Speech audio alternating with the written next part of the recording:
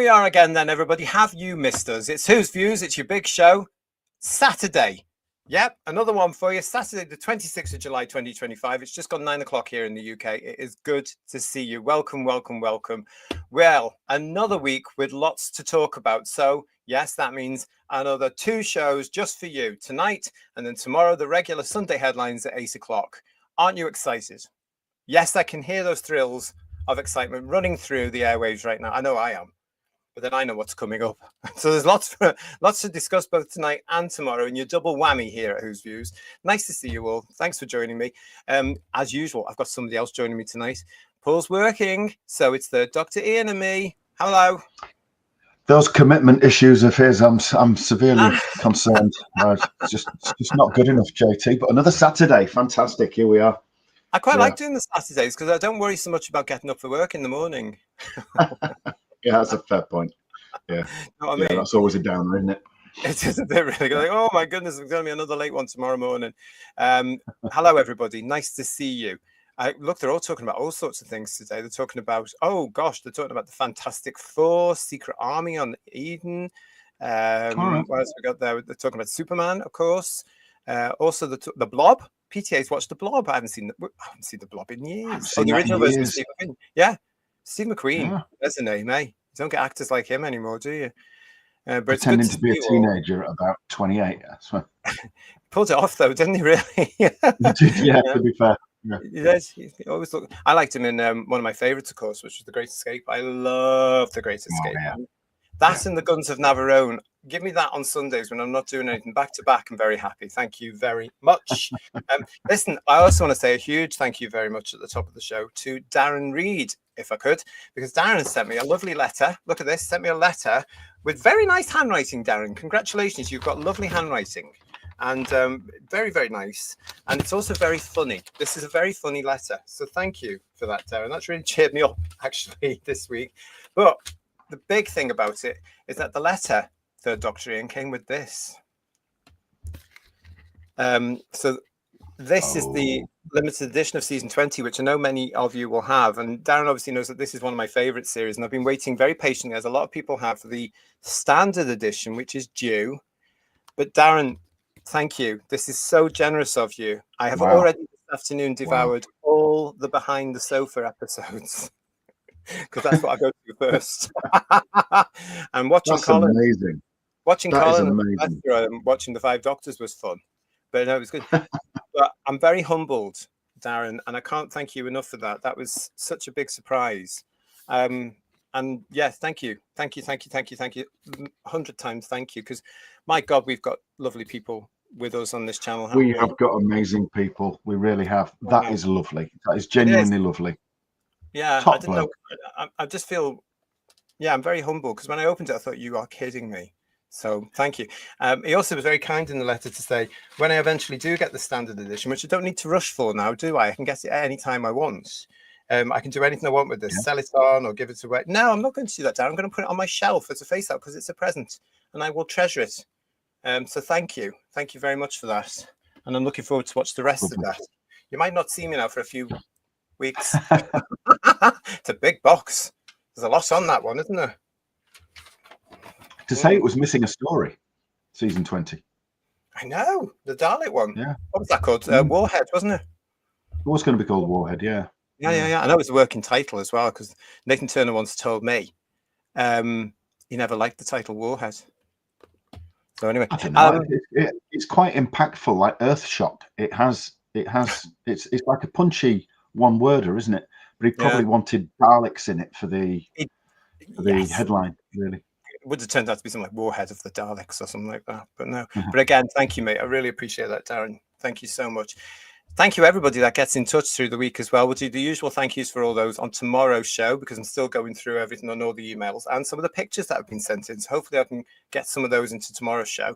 Thank you as well to Digby Strawbridge for your super chat starting us off tonight. Please, can we have Doctor back as the English gentleman explorer in space? Where can intelligent working kids look to now? Nowhere at the moment. And it's very difficult in Britain now as well because, of course, and I'm going to say it, white kids don't matter anymore in the DEI stakes. And I know that as a fact from previous positions I've held, and I know that. Not a desired demographic, is it? No. Later on, as you know, we're going to be talking about the Danny Dyer story, which had me in fits of laughter earlier this week. We're going to be talking about that later on, Who Views. And we're going to be looking at some of the fan reaction to that story this week. It will make you wet yourselves. It's so pathetically funny. Listen, this is good from John Roberts. The motorbike used by Steve McQueen in The Great Escape was the same bike Fonzie used in Happy Days. I never knew that. Oh, and wow. I also read that as Fozzie from The Muppet Show. But no, it's Fonzie used in Happy Days. That's amazing, isn't it? It is. I had no idea. I didn't have any idea, isn't it? See, it's an educational channel as well, this, isn't it? Yeah, it is. Stephen O'Neill educating us more. The late, great Steve McQueen. It will be 45 years ago in November that he passed away. Goodness me. Wow. 45 years. I remember it being on the news. And people around me being, oh, wow.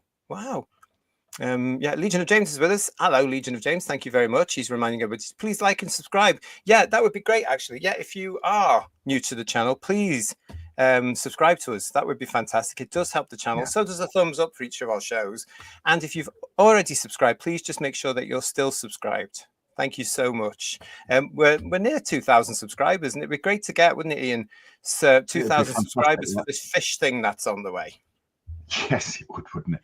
This fish thing. And you know, when you subscribe, also share the word. Share the word. Tell other people about us. Get them to watch us. Get them to sub as well. All appreciated. Really is. Right. Please do. Yeah, because that would be fantastic. Heard David Shaw's with hello, David. Heard the news. Danny Dyer could be Dr. Save. Save the show. We are going to be talking about that in this show, so thank you. Craig Dunlop's as well as watching. I watched The First Men on the Moon earlier today. It occurs to me that Lionel Jeffries' character is a kind of prototype doctor. Lionel Jeffries, I'll watch him in anything because he was in Chitty Chitty Bang Bang as well, wasn't he? As a sort of prototype doctor in that. Do you remember? So you're right, Craig. I love First Men in the Moon, though. It's one of my favourites. It's just brilliant. I love the moonscape, the special effects, it's everything about it. I like. I really do. This anti-gravity paint material that it's got called Cavorite. Yes. It's wonderful. I love that film. I really do. Yeah, it's a great film. Great British legendary films. They don't make them like that anymore, do they? No, they don't. Shame. Edward's with us Edward Bracken saying, hi, JT and Ian. Hello to you. Have you seen the YouTube interview with RTD by Matt Lucas and David Williams this week? An interesting insight into the minds of him and his parents. We're going to be talking about that a little bit tomorrow. Because, yes, I was nearly sick. I have to say, I cannot stand all three of them. So it was a chore. So I only actually finished it yesterday because I've had to watch it in bits because I just think I can't stand all this lovely nonsense anymore. If you've watched it, activated my gag reflex a little bit, to be quite honest. Yeah, it's nauseating. Yeah. You know? Yeah. Nauseating. But yeah, we're going to be talking about it a little bit tomorrow. So if you haven't seen it, go and search it out. Try and get through it. You might need an aspirin. Or some whiskey or a brandy. Brandy is quite simple. Alcohol might help. Yeah. Yeah. But Happy Days took place in the state I live in, said Terrified Monk. Very nice. Very nice. Still famous show today, isn't it? It shows you when you do television properly. Lasts forever.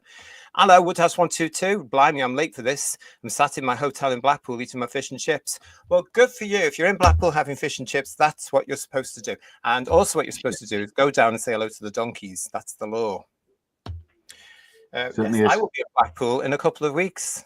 Woodhouse 122. Yeah, I've got to go down for a day. So I will be there soon. Yes. Looking forward to seeing you. And PTA. I have not been to Blackpool in centuries. I really haven't. It's not quite the same. You know, I think I told you that, didn't I, when we looked at our Doctor Who and Blackpool show. It's not quite the same, but I need to see air as well, so I'm looking forward to it. It's fair enough. Yeah, they're not allowed to put the big coloured bulbs out anymore because of environmental issues. So it's all those sort of stringy-like things, you know, all that silly cheap stuff. It doesn't have the same effect. You know, it's a shame, really. PTA, thank you for the chat. Oh, no, not the fish thing. Drat, double drat. Yes, the fish. Now, talking about the fish thing, and Julie Wendy, hang on. I would have Danny Dyer as the doctor any day over Fruity Gatwa. Well, stay tuned, everybody. We've got things to say about it. But yeah, PTA, thank you for your super chat on that. Not the fish thing. Yeah, the fish thing, which I'm reliably informed he says, saying reliably and wish he hadn't, is going to be August. It's going to be. I've been told that it's currently scheduled for August. Now that would make sense to viewers, wouldn't it? Really, because over the last couple of days, BBC Studios have really started to push the unit thing on their social media. Ian, are you aware of this? Have you seen this sort of stuff coming through? Yeah, I've seen one or two of the ads, and I've got to be honest, it leaves you feeling completely uninspired. Really, I'm not interested in it at all. Now, today and tomorrow, we're going to be talking about what I call the desperate attempts for attention from fans from BBC Studios to clamber on to a load of nonsense, including this fish thing that's on the way, because I think they feel, pun intended, it's slipping away. Thank you. I'm here all week. But let's kick off with this particular one from BBC Studios. Join Unit now. New online experience opens for Doctor Who fans. Aren't you excited, Ian? Aren't you all excited? I'm totally thrilled. Yeah. Well, let's have a look at this, because this is. It might be indigestion. I can't be too sure. Yeah, it could be your fish and chips from earlier today. But let's have a look at this, because this was from the BBC Studios for the Doctor Who website. You'll have seen this, I'm sure. Browse the Black Archive, shop unit accessories, and take part in exclusive missions in a new in-universe experience on the Doctor Who website. BBC Studios have launched an all-new experience on the official Doctor Who website for aspiring members of Unit. Fans can now join the organization by logging into Unit HQ, where they will find an in-universe hub of information used by the Doctor's allies on Earth. Launching in parallel with the Black Archive pop-up experience in San Diego, this web experience invites fans across the world to get involved in Unit's operations, take part in special missions, and help save the universe, all from their own device. Unit HQ can be accessed by signing up for or logging in with a BBC account, which can also be used for similar online experiences from the BBC, such as iPlayer in the UK. New recruits will be able to explore the Unit HQ feed, which will be full of classified messages and missions from Kate Lethbridge-Stewart, visit the Unit equipment store where they can purchase exclusive Unit branded merchandise, and browse the Black Archive in an online repository of props and artifacts from across the universe. Now, what got me about this is when this was launched, the amount of confusion that came back from fandom who didn't understand this. And I'm not surprised. The wording is highly pretentious, but the thing that got me, and let's have a look at it again. You can access by signing up for or logging in with a BBC account, which can be used for similar online experiences from the BBC, such as BBC iPlayer in the UK. Now, are people from outside the UK going to be paying for that service, because it's the British taxpayer that pays for it? I bet they're not, because it's heavily Americanized, isn't it? A lot of the people that are dressed up as unit operatives talking to camera seem to be quite American. I think it's very American. Did you see that video? Did you notice the other thing about that video? It doesn't seem that Unit recruit white people in America, does it? Just stating the obvious. There were quite a few episodes where they were quite deficient in the last series as well, wasn't it? So, persona non grata if you've got that skin tint. But that was annoying me. The fact that, hang on a minute, you can't access the BBC iPlayer, of course, in the United Kingdom unless you've got a BBC television license and you're paying for it. And that reminds me, this week, Who viewers, I got another letter from TV licensing saying, "Are you sure you're not watching live television or any of these things?" And I said, "No, just ripped it up, because no, I'm not. Why would I want the BBC in my house? Why would I want that poisonous organisation anywhere in my house? Not a chance. If they come knocking at the door, I'll be ready for them, I tell you."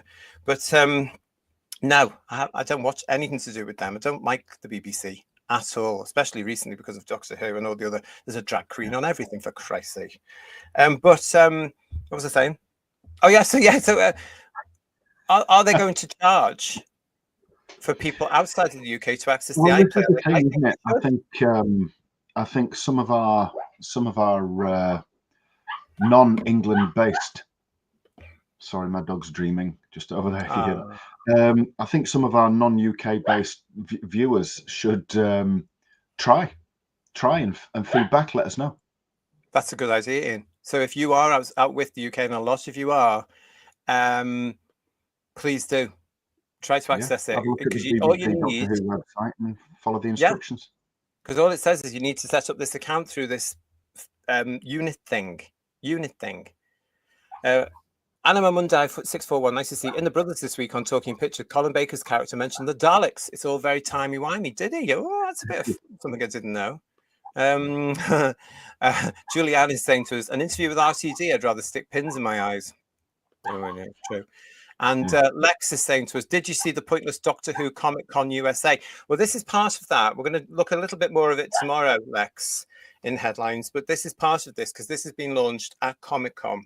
It's the only thing to do with Doctor Who, and it's pretty wet fish. Honestly, it's lame. It is. You've used the word already. It's desperate. It's very, very desperate, I think. And it does other things going off as well, isn't it? Those stupid puppet character things as well. And it is getting very desperate. Yeah. We've got some cracking pictures that you may have already seen, but we're going to be putting them in the show tomorrow because I can't wait for Ian and Paul to have a look at them and tell us what they really think. We've got here as well. Thanks, Mark Greaves, who's saying, hi, JT and Ian. I'm sitting here with a brand new birthday bottle of whiskey. Apologies in advance for later text. Well, happy birthday, Mark. Chin-chin. Happy birthday, yeah. Happy birthday. And I hope you're enjoying that. I hope it's a decent whiskey for you. Ron Sapp is saying fish fingers. And Connie is saying, will it be on Disney in August? It's actually, Connie, that's actually what I've heard, how I've heard it could be August, because apparently somebody I know was made aware that Disney planned to show this thing in August, which means that the BBC would have to as well, really. So let's see what happens. But it would tie in with all this stuff they're doing about unit promotion right now, because this is part one. Yeah. We're going to be looking at the part two of the stuff tomorrow. Okay. Lex, again for your super chat. This is really shocking news. BBC presenter launches scheme to help trans people access toilets in schools. Yes. Apparently there's a children's BBC presenter. She is a she. Although she says she's trans, whatever that means, because she doesn't seem to have changed her gender. And she also says she's non-binary. Complete and utter lunatic, far left lunatic, as most of them are, as putting a campaign together which will help pupils at school to understand that transgender pupils, of which there shouldn't be any, should be using the toilets that they identify with. So if a young boy wants to go into the young girls' toilets at any age from the age of 5 to 17, he should be allowed. But if there are 574 genders, as I think the BBC have been on record as saying, then does that mean a school should provide 570 odd different gendered toilets? Because that's getting a bit silly, isn't it? Really? Well, the whole bloody thing's nonsensical. And this presenter as well, why she was allowed, well, I know why she was allowed to get onto children's BBC, because it's the BBC. And the DEI tick boxing, as we all know as Doctor Who fans, is intense. It still is, unfortunately. It still is. You know, these alleged activists within the BBC and other companies, kick them out and get people who can do the job without worrying about what's on a bloody clipboard. Same with the civil service, same with the NHS, same with everywhere. Education, get them out. They are trouble. And they're also mental asylum needed. They need to get into lunatic bins. Caring in the community never really worked, did it? No. A lot of the stuff they stopped paying for now. Marie UK, thank you for your super chat. Basically, if you don't have a television license and not brainwashed by the BBC, you can't be a Doctor Who fan. Well, Marie, you know as well as I do that the majority of Doctor Who fans have clicked to that exact point, haven't they? They've stopped watching. The actual abuse that the BBC itself gets on its social media now from people who are always thinking like I am, for example, is immense. It's incredible. And some of it now comes from the fans that were devoted to this thing from Whittaker onwards because of the DEI. We all know who we're talking about, but even they are starting to rebel now. Isn't that a bit? Yeah. That's a bit sort of, well, it's limp rock and roll, but at least they're doing something. You know what I mean? Incredible. Yeah. What have we got here? Legion of James, they keep pushing out new incentives to create interest and hype around Doctor Who, failing to realise they've already annihilated any chance of renewed interest at this point. Exactly. So what we're talking about at the moment is the unit crap thing. We're going to be talking about more nonsense tomorrow, which you may or may not know about, but that's going to be in the show tomorrow. BBC Studios you're getting this wrong and you are not listening. This stuff is nonsense. It's nonsense. What are you doing? They just don't listen because they know better and they don't listen. Bill, hello, Bill Lowry. Could have been interesting had RTD and Fruity not killed the mother program. Well, everything stems from a good, solid program. And if you haven't got a good, solid program, newsflash, BBC Studios, you don't, then none of the spin-offs are going to work. Your marketing's not going to be interesting. Your people aren't going to buy into it. You know, you're not going to get the success of the original 26-year Superior series. It's pretty obvious. Absolutely not. You know, pretty obvious. Let's carry on with the story. Keep your comments coming in. I'll try and keep up with you, everybody, because we've got this now from Cultbox. New Doctor Who online unit archive includes spin-off Easter egg. Ooh, how excited are we? You know what? I don't need a BBC account to log in and become a member of UNIT, because right back in the late 70s, early 80s, Doctor Who Monthly, as it was, gave you the opportunity. It might have still been a weekly to join UNIT, and you got your little code book. Do you remember the UNIT code book? I do remember the UNIT code book, yeah, and the little badge. Yeah. Oh, wow. So we've been members of UNIT for years anyway. Yeah, they had the little round logo, the old one. That's it. From the old days. And it was actual UNIT, United Nations Intelligence Task Force, not unified nonsense. No. Yeah. Well, apparently they were frightened of using that, but I reckon it was the left-wing politics again. Woodhouse 122 is saying to us, I do have a BBC account to use the radio player now and again. There you go. So, you know, have a look at it if you want. Happy birthday to Connie, who's saying it's her birthday today. Happy birthday, Connie. Oh, we've got some lovely birthdays. So Mark and Connie, happy birthday. All the best. Hope you're having a lovely day, the two of you. Probably not together, but there you go.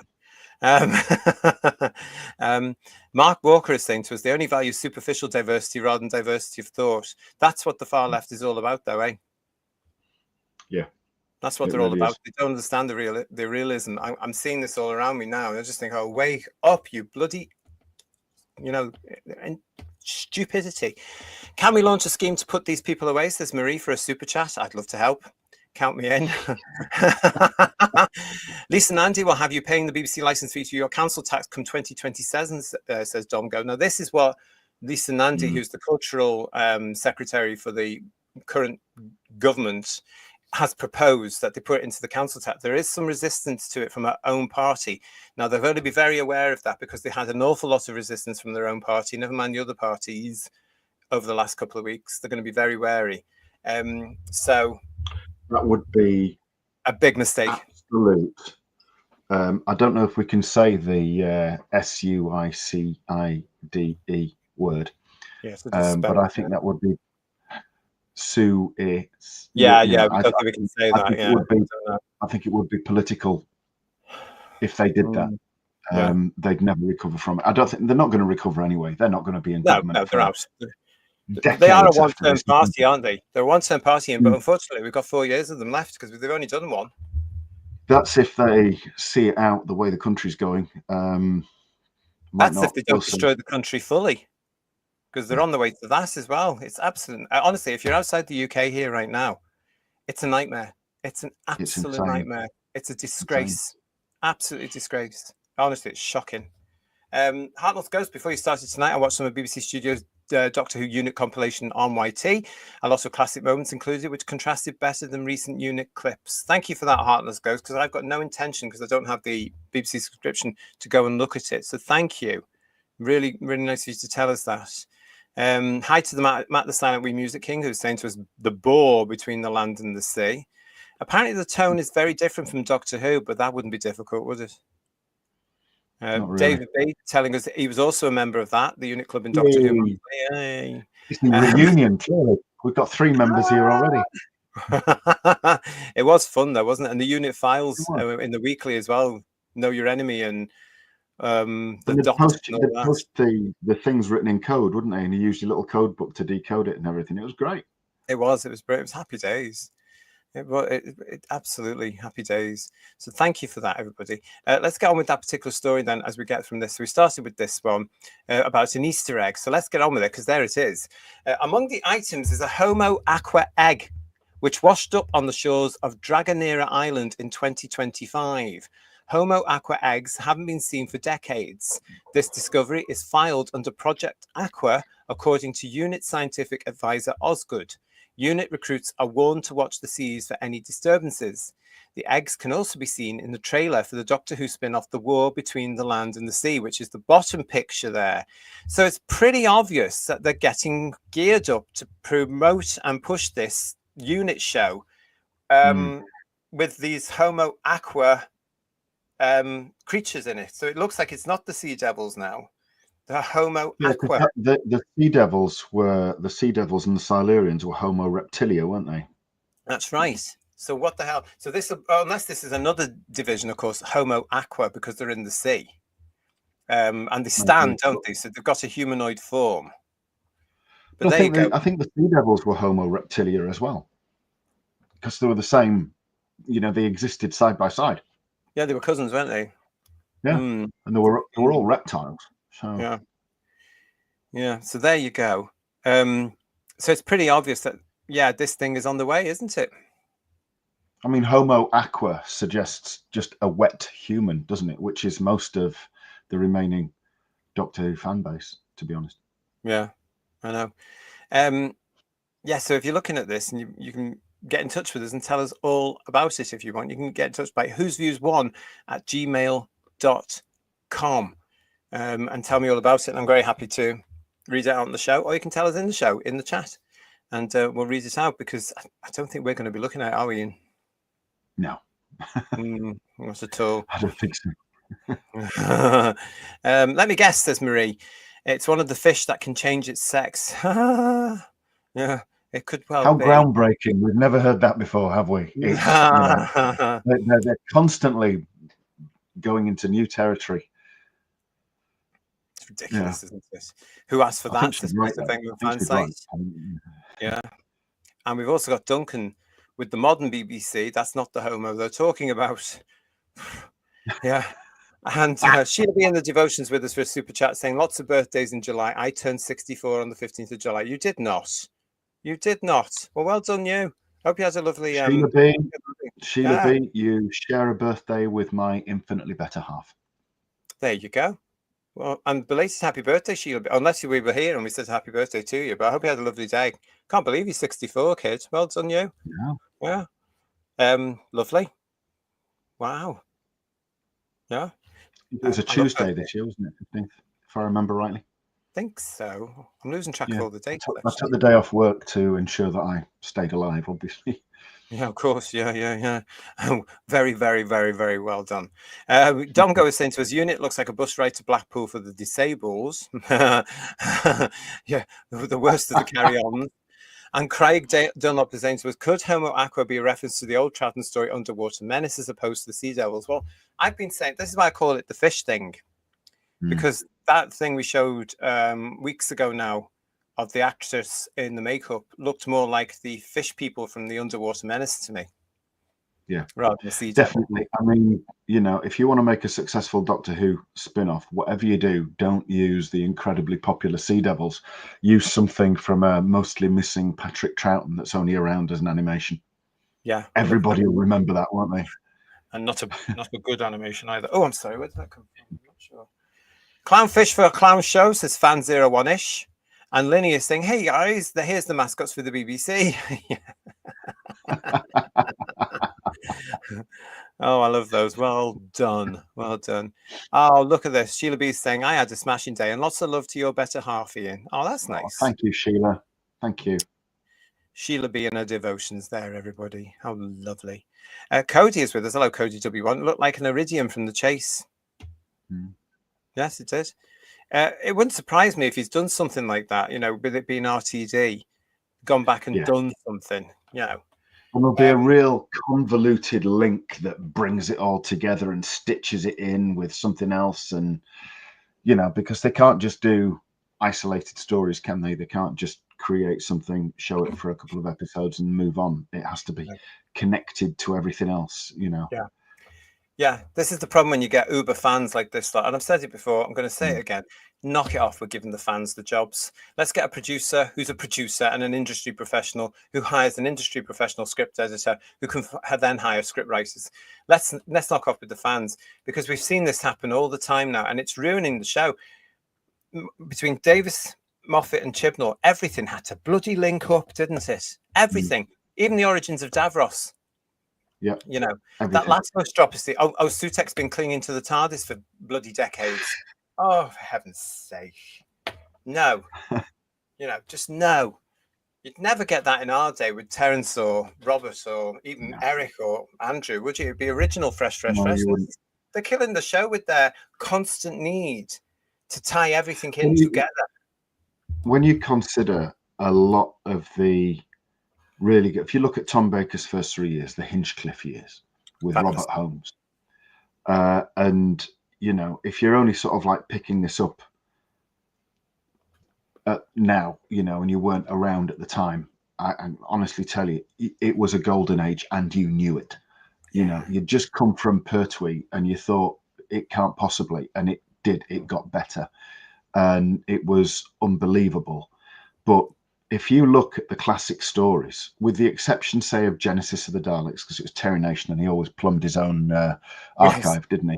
Yeah. But if you looked at stuff like Ark in Space, if you looked at stuff like Pyramids of Mars or Talons of Weng Chiang or countless others, probably with the exception of Deadly Assassin, for obvious reasons, most of them were just standalone stories. They didn't rely on Robots of Death, standalone stories. They might have riffed off classic films, Brain of Morbius, but they didn't really link to anything else. It was wonderful, and this complete rampant bell end that's come back and been running in it for the last few years just doesn't have the talent to do that. So he piggybacks off other people's ideas and thinks it's good, and it's not. It's naff. He never does justice to the brilliant creations that a lot more talented people brought forth in the 70s. It just doesn't. And sadly, he's still associated and linked to the project. So if the show was to come back next week, he would be there running it, and it wouldn't survive another series, because he would just churn out the same crap with a different actor. Different actor. It's such a shame. The show is in such a mess. There may have been a time when a unit spin-off could have offered up something of interest as Legion of James, but that time has long passed. And what with RTD has reduced unit into being a DEI members club, it's of zero interest. I have to agree with that. I'm not interested I would have liked to have seen the Unit Blood and Thunder series, possibly when even the show came off the air in the 90s, but nobody was interested in that, of course. No. But I would have liked to have seen that. But now, because it's a watered down DEI tick boxing exercise, you're right, mate. You're right, Legion James. I'm not interested either. However, having said that, we are going to, and I'm going to be forcing the Whotastic panel to watch this nonsense so that we can come back and do a series review of it. I am thrilled with my decision there. I am absolutely on the ball on that one, aren't I? Anyway, God, yeah. At least it's only 5 episodes as opposed to 8. Yeah. Or 9. You do get the feeling they are just going to drop it all at once, aren't they? You get that feeling. Yeah. I think so. I think that's going to be the what's going to happen. To be honest, I think they will do that. I don't think it would sustain people's interest if it was one night a week for 5 weeks. I don't think it would sustain people's interest. I think they're going to try and hit it like they did with Children of Earth. I reckon it'll go to iPlayer first, and then it'll appear on BBC Three. But that's just me. As Disney throws it onto their channel, BBC will show it on iPlayer, and then they'll show it shortly after on BBC Three, one night a week or once a week or something. We'll soon know, everybody, because I think it's on the way. PTA saying to us for a super chat, RTT talks a load of old Sutek Nababble. Yeah. Honestly, the guy's a nuisance. Very good, very good. Yeah, well, it is very good. We're going to be talking about him a little bit later, because again, this week he couldn't keep his neb out, can he? And he had to comment about a certain thing. Marie UK, the problem is the people they are listening to are not real fans. They're just a bunch of inexperienced yes men. Sorry, people. Yeah. I mean, yeah. The problem with Marie, with fandom, is it's still divided. And even this afternoon, I was arguing with a male and a female, as far as I'm aware, on social media over this nonsense about Eunice and stuff like this. And the other thing we're going to be talking about tomorrow. If it was a male and a female with one of them, it was probably the same person, wasn't it? Really, because they probably can't make yeah. their mind. Yeah. Did you just assume my gender? Yes, quite frankly, I did. Let's have a look at this. Mark Walker's saying it ended with 7, the 7th Doctor. I gladly bring back McGann as the 8th Doctor and discard everything afterwards. Okay, Mark. Yeah. Fine. Okay. Oh, Lex is saying, hi, 3rd Doctor Ian. I sent another super chat about a man getting arrested for no reason at all. No worries if you can't find it. It's a great show with JC and Ian. Sorry, Lex, I didn't see that one. It hasn't come up on the thing here. I'll have a look. Thank you very much. I'll have a look. I think I've read it out now, Ian, anyway, about the man getting arrested. Show me a day now where people aren't getting arrested for no reason, when there's plenty of people in the country that should be getting arrested for reasons, actual reasons. Show me that. Another one here from Mark. Thank you, Mark, for your super chat. Do you think UNIT will bring in their marine warfare expert, Captain Birdseye, with his no-nonsense, off-the-scales approach? He'll probably get mentioned, won't he? He'll probably get mentioned. I don't know if he's going to be in there because he might be busy doing other things, obviously, just like Mel will be. You see. But with that thing, thank you for that, Mark. That's brilliant. Yes, is the answer, I think. But as this thing shows, this is obviously going to be mentioned somewhere because they're setting the scene here, aren't they? The Homo aqua egg, which was washed up on the shores of Dragonera Island in 2025. You know, so it's setting the scene here, bizarrely. But the problem is, does anybody care? Now, if you look at the BBC Studio social media, not many people do. And there's an awful lot more people now, Ian, and Who viewers, and have you noticed this? That are coming out with basically things like, you can't even get the main show right. You fix the show. We want Doctor Who, not spin-offs. We want to see the Doctor back, etc., etc., etc. You know, so there's more people getting a little bit brave now to say, can't you get the show right? They're acknowledging, aren't they, that we haven't had a proper Doctor for quite a few years, and it goes back beyond Gatwa for obvious reasons. He wasn't a Doctor. Tennant was just pathetic, and I'm not even going to think about that ridiculous woman. We haven't had a Doctor since Capaldi, and a properly written Doctor since Beyond Him. To be fair, and it really is a shame because that covers a lot of years. You know, you're talking probably 10 years now that we haven't had a proper Doctor, and it's a real shame. It's tragic. Yeah, it is. Yeah, and we're all feeling it as well, isn't it? But it's interesting to know that more of fandom is now feeling it. I think it's because they've just suddenly realised, oh, they're not actually filming, and we thought they were going to. So there's no Christmas episode. Oh, there's no series next year. Well, it's not so much that they've realised that they're not filming. They were coming out and saying they are filming. They're already filming now. They were saying this is happening, that's happening. I know for a fact they're filming. And if you want to make yourself look a bit of a knobber, then come out and say things like that when there's absolutely no evidence to suggest it. Because at some point you're going to get caught out. Because if they were filming then as they insisted, there'd be stuff in the can right now, and you wouldn't have dark studios or sets being dismantled. But you have, and now they look really stupid, and it's that weak, spineless mentality again, though, isn't it? Because now that they know they're wrong, they're struggling to cope with that, and they'll just react. I did find Lex's thing. You did sort of mention it. He specifically mentioned, and obviously thanks Lex for your super chat, but he did mention about. Did we hear about the preacher who was vindicated after being arrested and his non-crime hate incident? Yes, I did, and I hope he sues them. Yeah, absolutely. Absolutely. Because there's enough about that. If you are Christian and you are preaching on the streets of the United Kingdom right now, as they have been doing for decades, and certainly since I was a little boy, because I grew up with them all, you'd see them all the time in Liverpool and Chester and wherever else you were going in the Northwest on a Saturday. It became part of the routine on a Saturday. But if you are Christian and doing that to this day, you can be arrested. No other religion is affected. It's a result of unconscious bias training in our police force. It's a shocking piece of nonsense. So I hope he sues the hell out of the people of Epping as well, though. Yeah, exactly. People Epping, are good for them. Good for them. standing up for themselves. Yeah, and I think the government is terrified.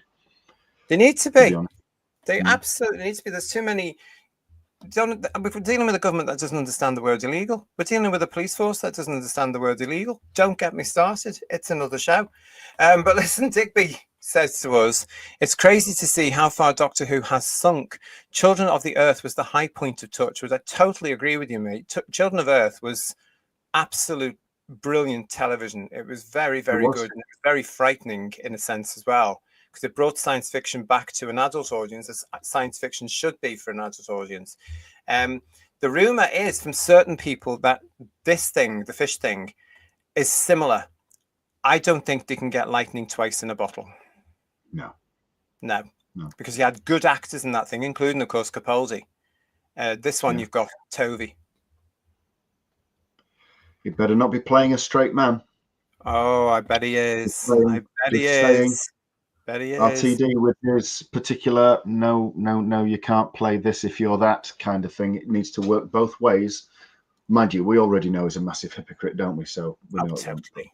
We've pointed out an awful lot of that. That's why we've been barred by RTD. Don't forget, this channel has been barred by RTD. We are very, very proud to have been barred with him. We can't see him on social media anymore. Not that it bothers us, because there's ways and means, isn't there? Idiot.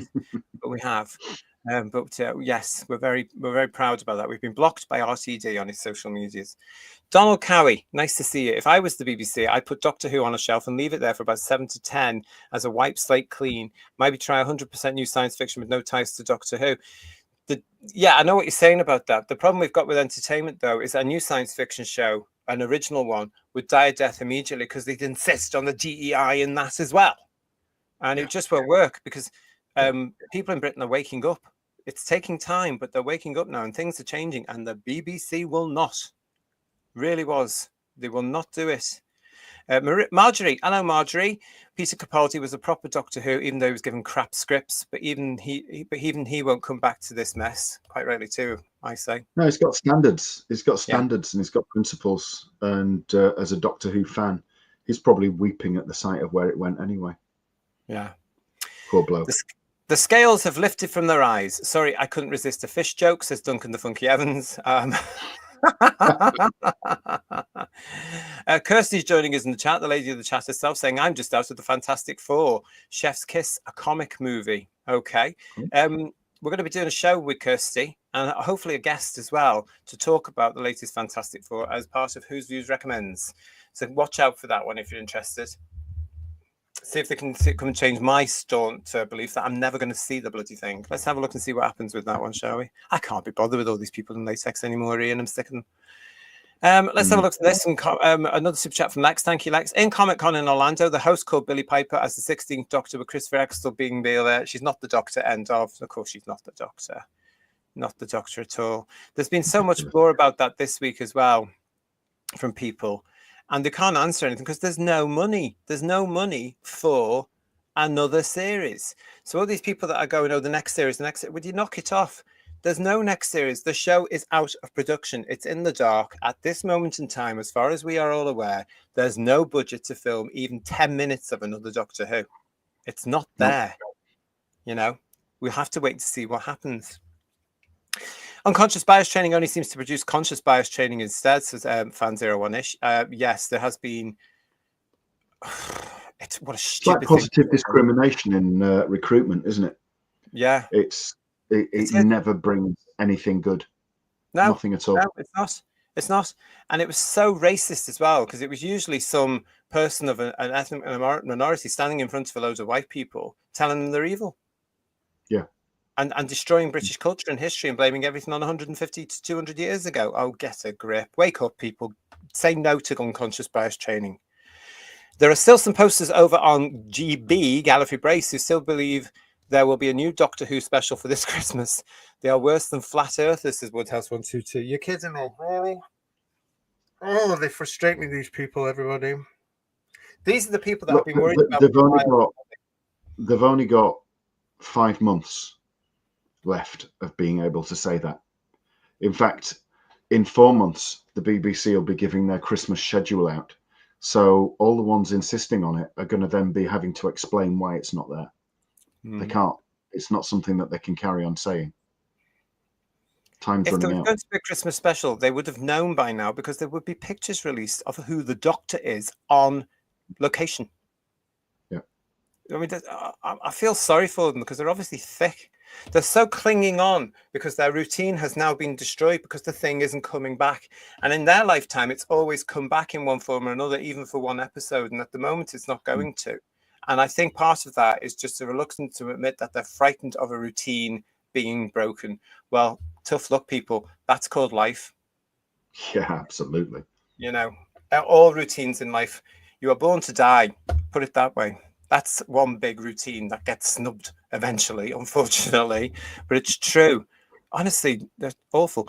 Got to ask, says Ron Sapp, where is Shooty now? Was Hollywood really calling? No. No, it's not. He is, of course, currently doing this Shakespeare and Marlowe play down in London, and he's in rehearsals for that because that goes soon. Possibly going to be looking at that on another headlines because there's some other stories possibly coming associated with that. I'm just loath to talk about him at the moment, Ron, because I don't like him. But I'll be honest, sorry. But yeah, there's a couple of other stories possibly to do with that. Hello, Yokai63. How are you doing? I agree that Children of Earth was the best of Torchwood, even though it was a complete rip-off of the final Quatermass serial from 1979, so nothing's original. Good point. That was a good point, actually. Yeah, good point. Very. Yeah, good point. I hadn't thought about that before. We should have done, really, because it was written by RTD and he copies everything, doesn't he? He seems to. Yeah. That's a great point. That wasn't a bad Quatermass either. James Mason. Was it James Mason? I can't remember. I think it was James Mason. I remember. I think I don't know if I saw it on a repeat, unless it was 79 or so. But I don't think it was. I don't think it was 9. Yeah. Sheriff Brackett, BBC would hear new science fiction and think, let's bring back Blake 7. How they could never. No, I wouldn't have it. I wouldn't have it. John Mills, not James Mason. John Mills, that's it. Well done, yeah. Connie is saying to us, if only for the sake of your livelihoods and content, Doctor Who has to keep going. There are too many brilliant reviewers keeping the fandom alive across YouTube and beyond. But the thing is with that is that you're speaking to people, Connie, that lived through 15 years of Doctor Who not being on the air. So we know what to do. And the plans we've got into next year are based on the Doctor Who we've had, as well as some other things. There's lots to talk about, I think, as we've already started to prove when it comes to Doctor Who. And we don't necessarily need a new television show. I certainly wouldn't want to go through another 8 episodes of reviews of a load of DEI nonsense. God, I don't think I could survive. Yeah. Well, that last one nearly killed me, as you know, Ian. It was absolutely rubbish television. It was terrible. It was poor, but it was also extremely nasty and unpleasant, and the Doctor wasn't a character that brought you hope or anything positive. You couldn't see anything positive in him when he was laughing and doing high kicks at the death of somebody, that a white person, obviously, and that's not a character that you can like. At all. No, absolutely awful, terrible. Connie's also saying to us, I work in US government and it's just fear all day of saying the wrong thing with no ill intent meant. You see, I don't agree with that at all. It shouldn't be like that in the US government now either. So I don't understand your system, Connie, I'll be honest. But the civil service here is rank and it's full of activist, egotistical civil servants who don't understand that the word is servant. And they should be doing what the government of the day tells them. They seem to think, oh, no, we can stop that, or we can do this, or we can do this, or we don't like that government, so we'll do that, or we don't like what they're doing there, so we'll do that. It's ridiculous. But you shouldn't have to do a job where you're worried about saying something. I mean, that must be terribly stressful, lovely. I hope you're okay. It really must be. But I mean, it's crazy everywhere, although they do have hope, don't they? That I think it is gradually going back to sanity in America. I was reading yesterday a UK-based firefighter had left or been dismissed from the service and is fighting a case at the minute, and I hope he wins. 27 years service, and he was dismissed, I believe, over alleged sexist comment. One word. He used the word fireman. That's right. It made a female, naturally, brackets, lesbian, close brackets, because no harm with lesbians, but I don't see why it was relevant to the news story. It caused distress to a female firefighter that he used the term fireman, which has been used for about 150 years. So, you know. I still use it today. Yeah. I still say fireman today. I don't care because the majority of them are fellas. It's the use of men or man that they seem to obsessively hate, but they don't change the word menstrual, do they? No. Or menopause. But we've also got things like policemen. We don't change that. It's just the norm. It's just the way we are. It's not meant to offend. And if anybody saw somebody and say, "Oh, it's a firewoman," but no, I think that reminds me of the early stuff in the 90s of this PC nonsense coming in where you say, "Oh, you can't say fireman anymore. You have to say fire person." Oh, bugger off. Yeah. Bugger off. That's a hangover from that. Absolutely ridiculous. It really is.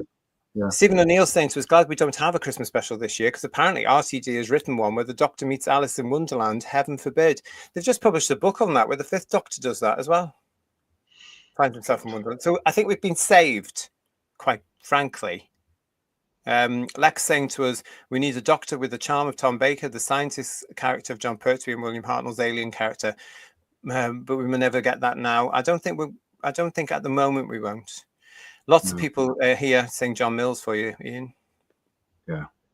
It was really good that I enjoyed it as well. I think it was on in 1979, as we know, with the ratings that things like City of Death and Destiny of the Daleks got. There was a strike on ITV. So ITV were off for quite a few weeks, and when they came back with that Quatermass as kind of like a big punchy drama that they wanted to hit the schedules with. I remember that.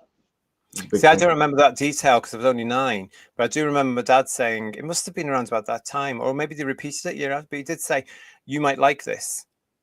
So I remember bits of it. Of it. Hi, Leonard. Leonard Piggs with us saying Doctor in Distress 2025. I don't think he is in distress this time round. I think it's been saving him, to be quite honest. There was a Doctor Who fan base fandom before RTD. There will be a Doctor Who fandom after RTD, says Robert Payne, quite correctly, although it will still be divided and it will be tarnished and it will be hurt. And I don't think it's ever going to come back together. And Domgo is saying to us, do you think the BBC will put something Doctor Who related on at Christmas this year, even a rerun or an omnibus? No, I don't. But the reason being for that, Domgo, the reason I say that is because who's going to watch it? They'd get more ratings if they just put the bloody test card on, quite honestly. Yeah. Doctor Who in the United Kingdom is dead. Honestly. Absolutely dead. Here's Moon Pawu saying, meet, hello, you. Nice to see you. And Dalek Eye saying, roll on Doctor Who meets the Scorpion. I can't wait. Yes. Yeah, that'll be along. Yes, at some point. So that'd be quite fun. What else? Let's have a look at that bit there then, that next bit there. So we've got all that. This is me speculating that this fish thing that's on the way is nearer than we think because they're starting to really gear up. That's one part of what BBC Studios have been promoting this week. The second part of the crap will be held over to our show tomorrow here on Who's Views for Headlines, so I can get your opinions, Third Doctor Ian's opinion and Paul's opinion, because you're going to love that one if you don't know what it is already. More bloody nonsense. So we'll talk about that tomorrow. So come and join us tomorrow. Talking about previous companions, already we can talk about Varada Sethu as a previous companion. She's been in the news this week with this headline from the Radio Times. Doctor Who's Varada Sethu calls criticism of Belinda's exit a bit unfair and labels resolution perfect. I cannot think of a better way of completing that circle, she said. Well, I'm sure you can because you did too. She can't complain about the way that it was done and it was perfect. That's last-minute reshoots. Yeah. And two different endings for her as well. One where she goes off with the Doctor and one where she didn't. allegedly. And so yes, so this is the story. Let's have a look at this. The most recent episode of Doctor Who, The Reality War, didn't just see the departure of Ncuti Gatwa as the Doctor, but companion Belinda played Varada Sethu.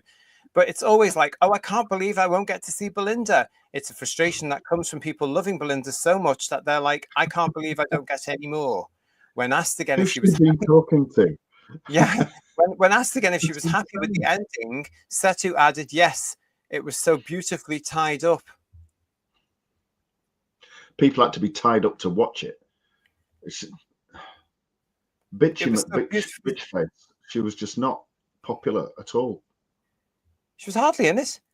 But beautifully tied up. It was a bloody mess. It was a revision done at the last hour, 11th hour, literally, allegedly. And it was a mess. And they had to get rid of her and the leading man and reshoot everything. I mean, what is she on?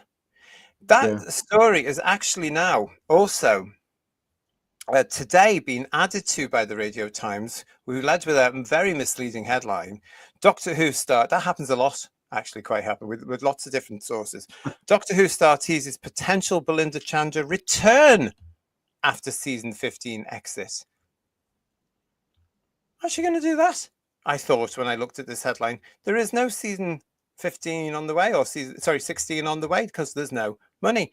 The actor shared how she left things with showrunner RTD. Well, listen to this. This was published today by Daniel Craig.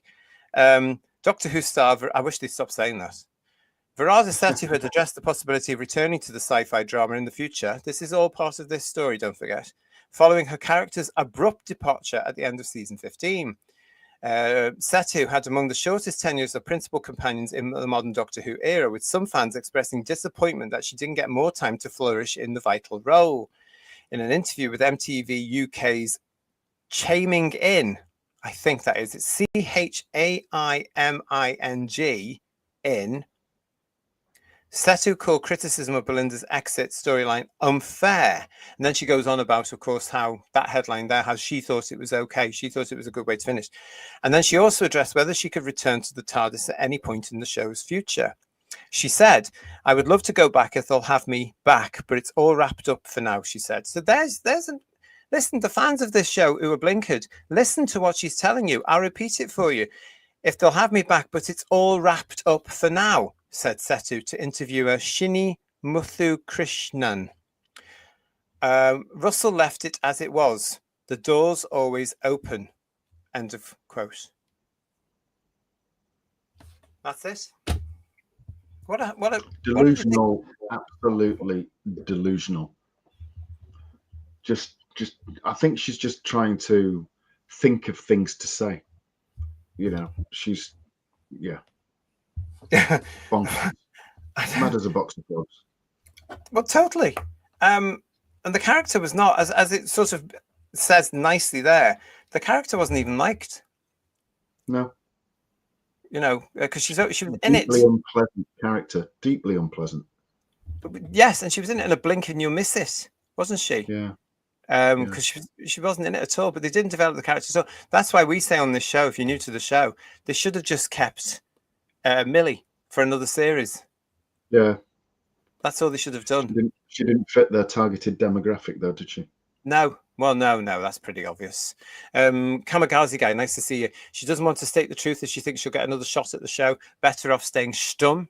Well, we're finding this a lot, aren't we, Kamikaze Guy? You know, they're all keeping on a certain side of a certain person. You know what I mean? Because some of them might have to get work. Super chat from Lex. Did you know she was in Jurassic World Domain? She was on for 1 minute scene with Sam Neill. She was very wooden and awfully bad. Well, surprise, surprise, still is here. I don't know. I knew she was in the Star Wars thing. Andor, was it? But I still haven't finished season 1 yet, Ian, because I got bored. I'll have to go back. I've not started it yet, to be honest. Yeah, I'll have to watch them back to back. Mark Greaves, thank you for your super chat. Got the perfect actor for the next reboot. Plenty of experience, very likable, lots of previous Doctor parts. I give you Dr. Nookie, played by Jim Dale.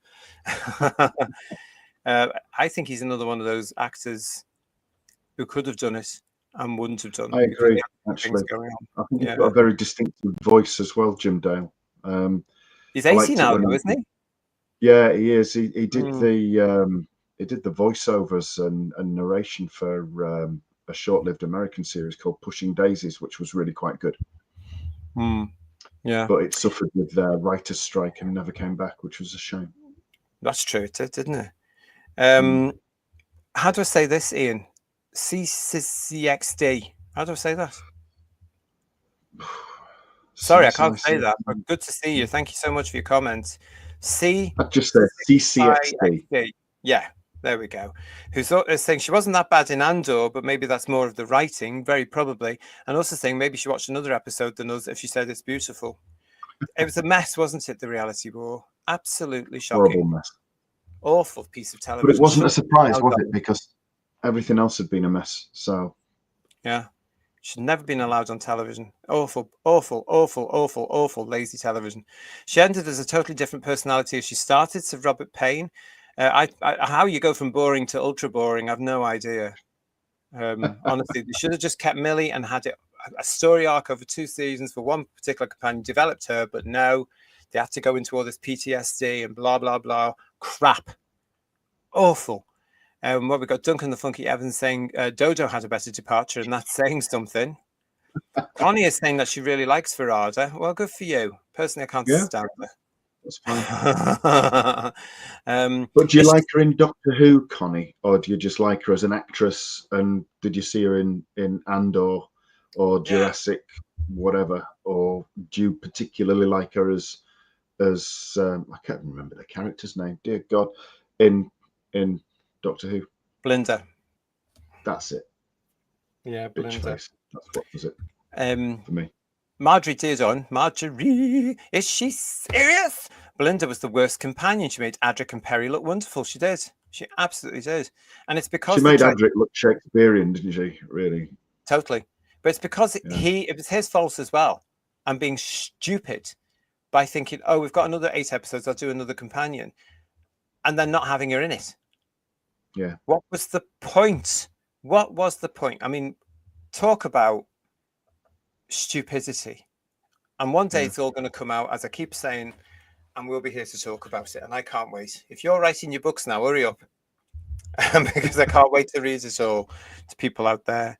Because they will be. They'll be waiting for this thing to die off for so while before they publish a book. Julianne is saying, loving bitch Linda so much, question mark, question mark, question mark. Bill Larry saying, the woman's delusional. Yeah, Robert Payne, Belinda made Tegan seem jolly. Considering that they were supposed to have the same storyline, Tegan came off better. Definitely. I think. Stephen Braddock saying to us, Ian, it was a terrible ending for her character. It was totally changed to how she was in an awful ending. And I think with that awful ending, they also rewrote parts of stuff that happens at the beginning of the series that some of us like me didn't pay any attention to, so didn't notice. But B, if you had noticed, were shoehorned in and you think you've missed something when it wasn't there. Yeah. Great drawing of Belinda there as well with Stephen. Yeah, Stephen's drawings are great, aren't they? Yeah. They turned her into a single mother and she was happy with the storyline, says Woodhouse 122. Exactly. Peter Harrington saying to us that era is not canon but should be fired from one. I'd say anything from Capaldi, end of Capaldi onwards isn't canon for me. It doesn't count. Let's get rid of it, I would say. And I'm struggling with some of the stuff before that these days because I know all roads lead to Whittaker and Gatwa. And I can't disassociate. I can't cut the cord yet properly. She doesn't want to state the truth. Oh, yeah, that's Kamikaze. We've had that one there. I'd rather hang out with Tegan than Belinda. At least Tegan wasn't annoying, said Marjorie. She was a bit. Tegan could be annoying every now and then. Oh, yeah. Only when she spoke. But I'd rather hang out with Tegan any day rather than Belinda. At least you'd have a good conversation with Tegan. You would. You'd always be wrong, but you would. Yeah, and it could get spicy and it could get loud, but at least you'd have a bit of fun. So yes, I know what you mean. Dark Hole is saying she's deluded, and Tony Farrell's TARDIS with us saying, to quote Henry Gordon Jago, this just the horrendous hyperbole of Grub Street. Fantastic. You don't get lines that like man that. had an amazing way with words, didn't he? He did, absolutely brilliant. No more Belinda, please, says PTA. I would hope not. And Peter Venkman fan site saying hers was basically off camera, but at least it had a decent reason for the character. Lex Kane for super chat. Yeah, we had that one. Thank you, Lex. Thank you.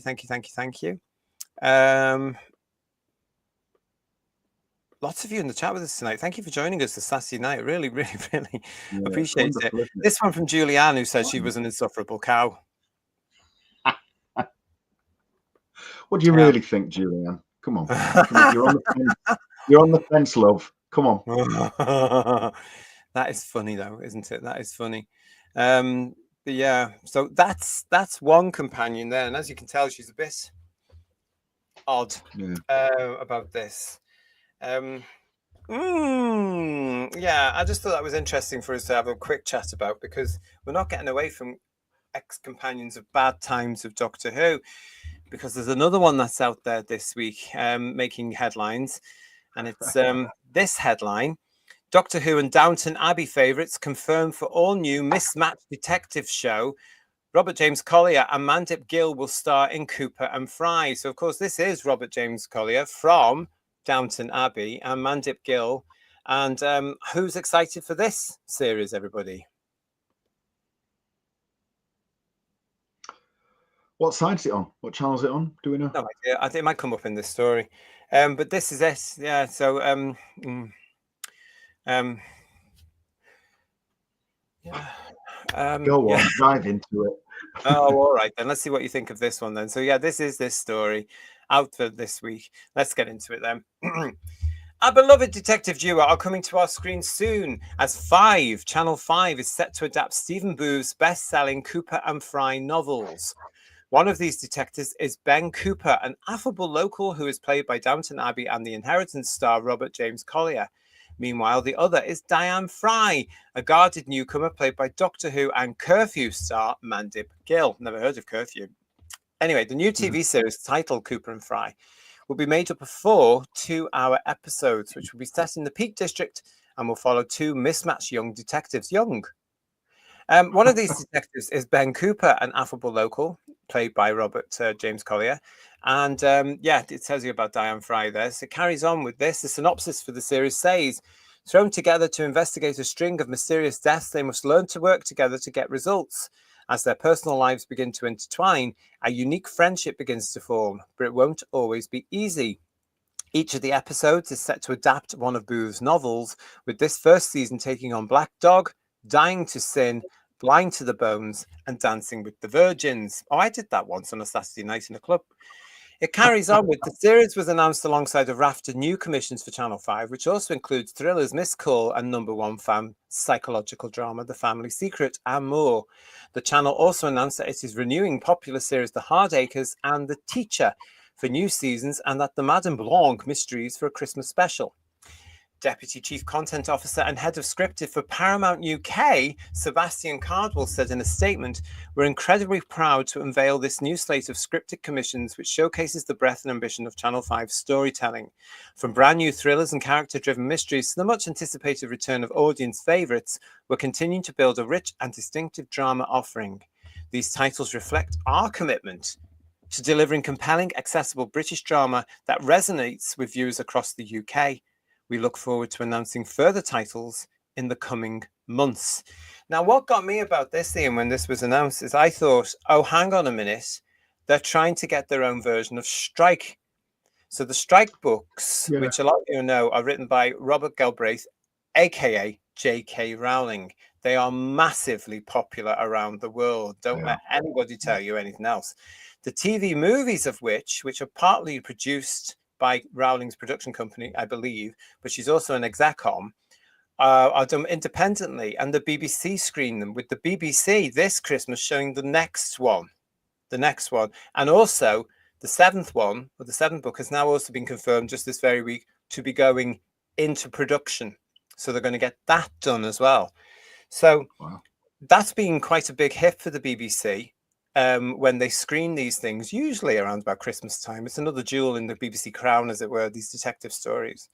And it's the story of Strike and his partner in crime, literally, as they build this partnership up So it's really good. Her name's Robin, and they go through this, and they're great books. I'm a big fan of them. The movies, they've edited an awful lot out of the books because it's J.K. Rowling, and there's an awful lot of action-packed things in the book and clever connections. So you read something on page 120 and it's a connection to page 4, that sort of thing. And because they've only got so many hours and so many dollars to make these things, they cut an awful lot out, but I still enjoy them. And this is what got me about this. It's a case of, we need something like that for Channel 5, which has some great dramas on, as we know. But it's interesting about the casting, isn't it? I wonder how that's going. It is. I can't say that I think her as an actress. Are we allowed to say that word anymore? As a female actor, she doesn't look like a Diane to me, to be honest. But you can't help it now. You just wonder whether or not there's going to be subtexts about women this and women that, and Asian women this and Asian women that, and Asians in general, because everything seems to center around that these days. And he'll be a toxic male, because let's face it, he's a white male. So it's going to come into it some way, how he's this or that or the other. It's bound to. And I don't think it will be as good as Strike by any means. I have seen the Strike stuff, and that's developed really, really well. Because didn't Robin start as some kind of, he needed secretarial support, and then she started as a temp. Yeah, she started as a temp, and this was the same in the book. And she comes in as a temp, as a secretary, but she immediately shows a hidden talent of being able to put pieces together. And because the first one deals with a model that's been, she knows the model, whereas Strike doesn't. So she knows, that person was in Hello, that person was in this connection goes to that, and this party happened and this. And so he begins to like her. But the development of their relationship over the books is actually very frustrating, because it's one of those will they or won't they. And the last book that came out a couple of years ago, and the next book's out in September, ended on the biggest cliffhanger that the two characters could have. And now we're all looking forward to, will it pick up from that cliffhanger, or is she going to say, oh no, it's a year later, or something like that? But I haven't heard of this other range of books. If you have in the chat and you know them, please let me know, because I do like a good crime thriller mystery. I really do. That's because as a kid I read Agatha Christie, so it's sort of handed down. But Strike, for me, from Robert Galbraith, aka J.K. Rowling at the moment, is the favorite for me, and I'm so looking forward to the next book. I never saw, as you will possibly know, Who viewers, Ian, I never saw the Whittaker era. So what? Yeah, you don't give off that mentally damaged vibe compared to those that did. But it's this question here. Bill Lowry is saying, I wasn't aware of this new series, and now I am. Nothing has changed. And Matt's saying to us here, there's a lot of this 2-hour episodes. I would not sit on my backside for that long. Mismatched Detective says, Daryl, how original. Hi, mate. How are you? Fan01ish saying, this sounds just like The Bridge. I think I'll wait until the next seasons of Paradise instead, says Duncan the Funky Evans. And then Woodhouse 122. Now, this is where we get a couple of other things. Woodhouse 122, Mandip Gill was embarrassing as Yas. Domgo saying Mandip Gill plays as a detective in search for her charm and her character. Marie UK, I refuse to get excited for any show now. You just set yourself up for a disappointment, don't you? Really, don't you? Yeah. It's the same. Although I will say I am excited, Marie, for the next Strike film, simply because of the source material. So I am excited for that. Mark wants to know, why are they casting an Asian actress in a character with such an obvious non-Asian surname? Well, guess why? And that's very unlike Channel 5, actually. So it's probably the Paramount influence, maybe, because Stephen O'Neill Crosby points out Paramount owned Channel 5. Forbidden Man, mismatched detectives, so they're going to try and outdo each other as a team. I'm bored already. Peter's saying, I can't contain my excitement. I think maybe you can, Peter. I think you can. Yeah. He's also saying it's Happy Valley again in Suits. That went a bit too long for me, Happy Valley. Craig saying to us, duo that are different in nature, but the job welds them into a tight-knit team and true friends. Wow, that's original.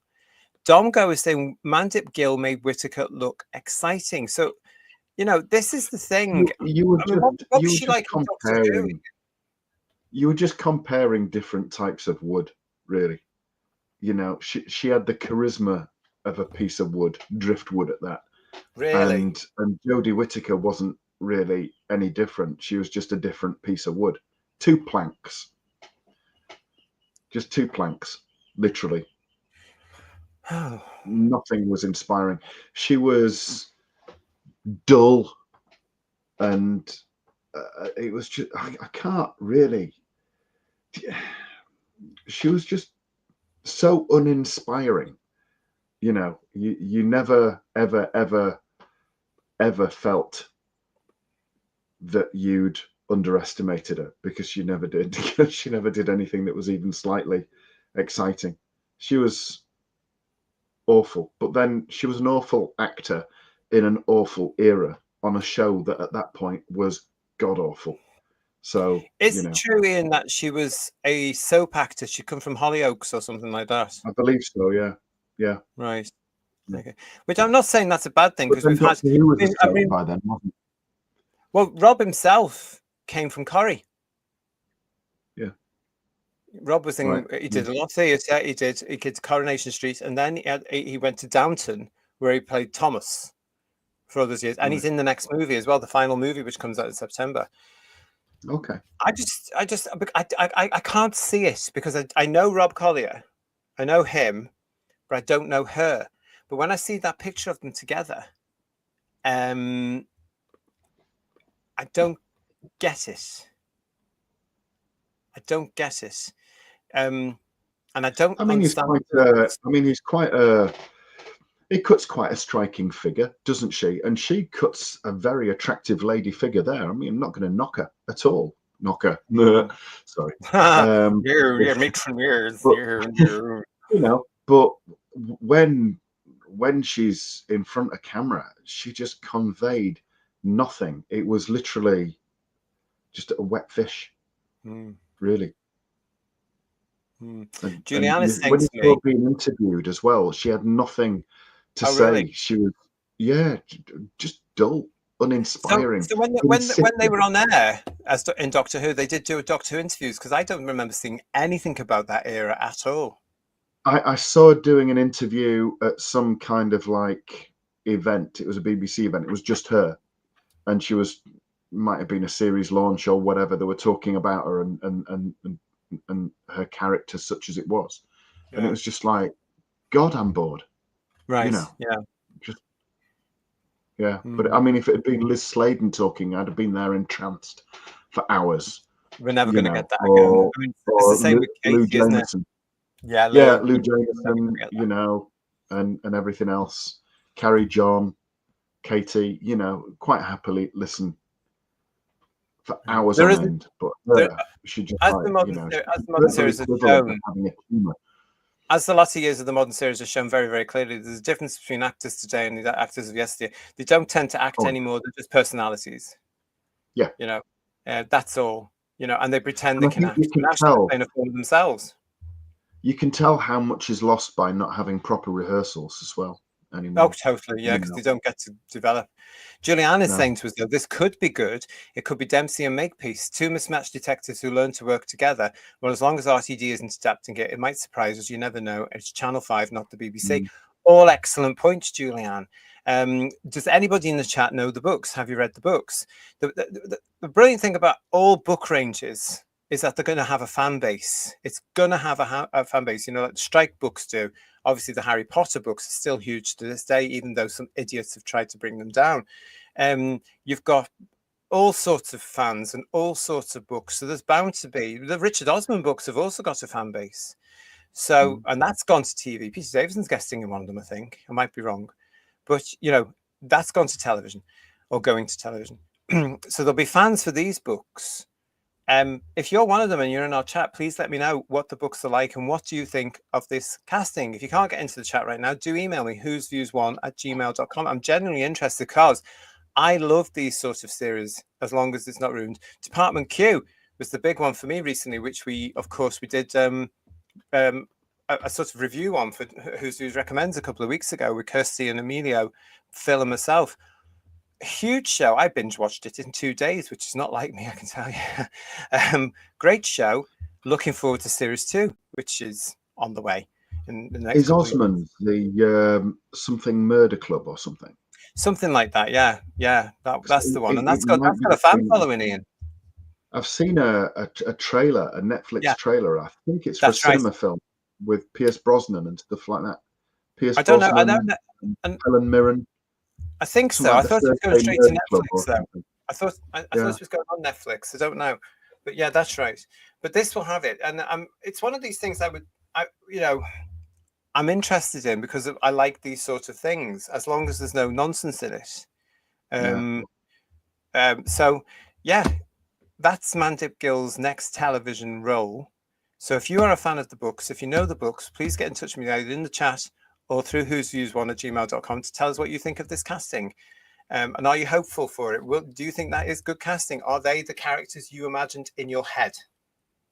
Let's have a look. And yeah, I might actually try them though when they eventually appear. Yeah. And if I don't like them, I don't like them.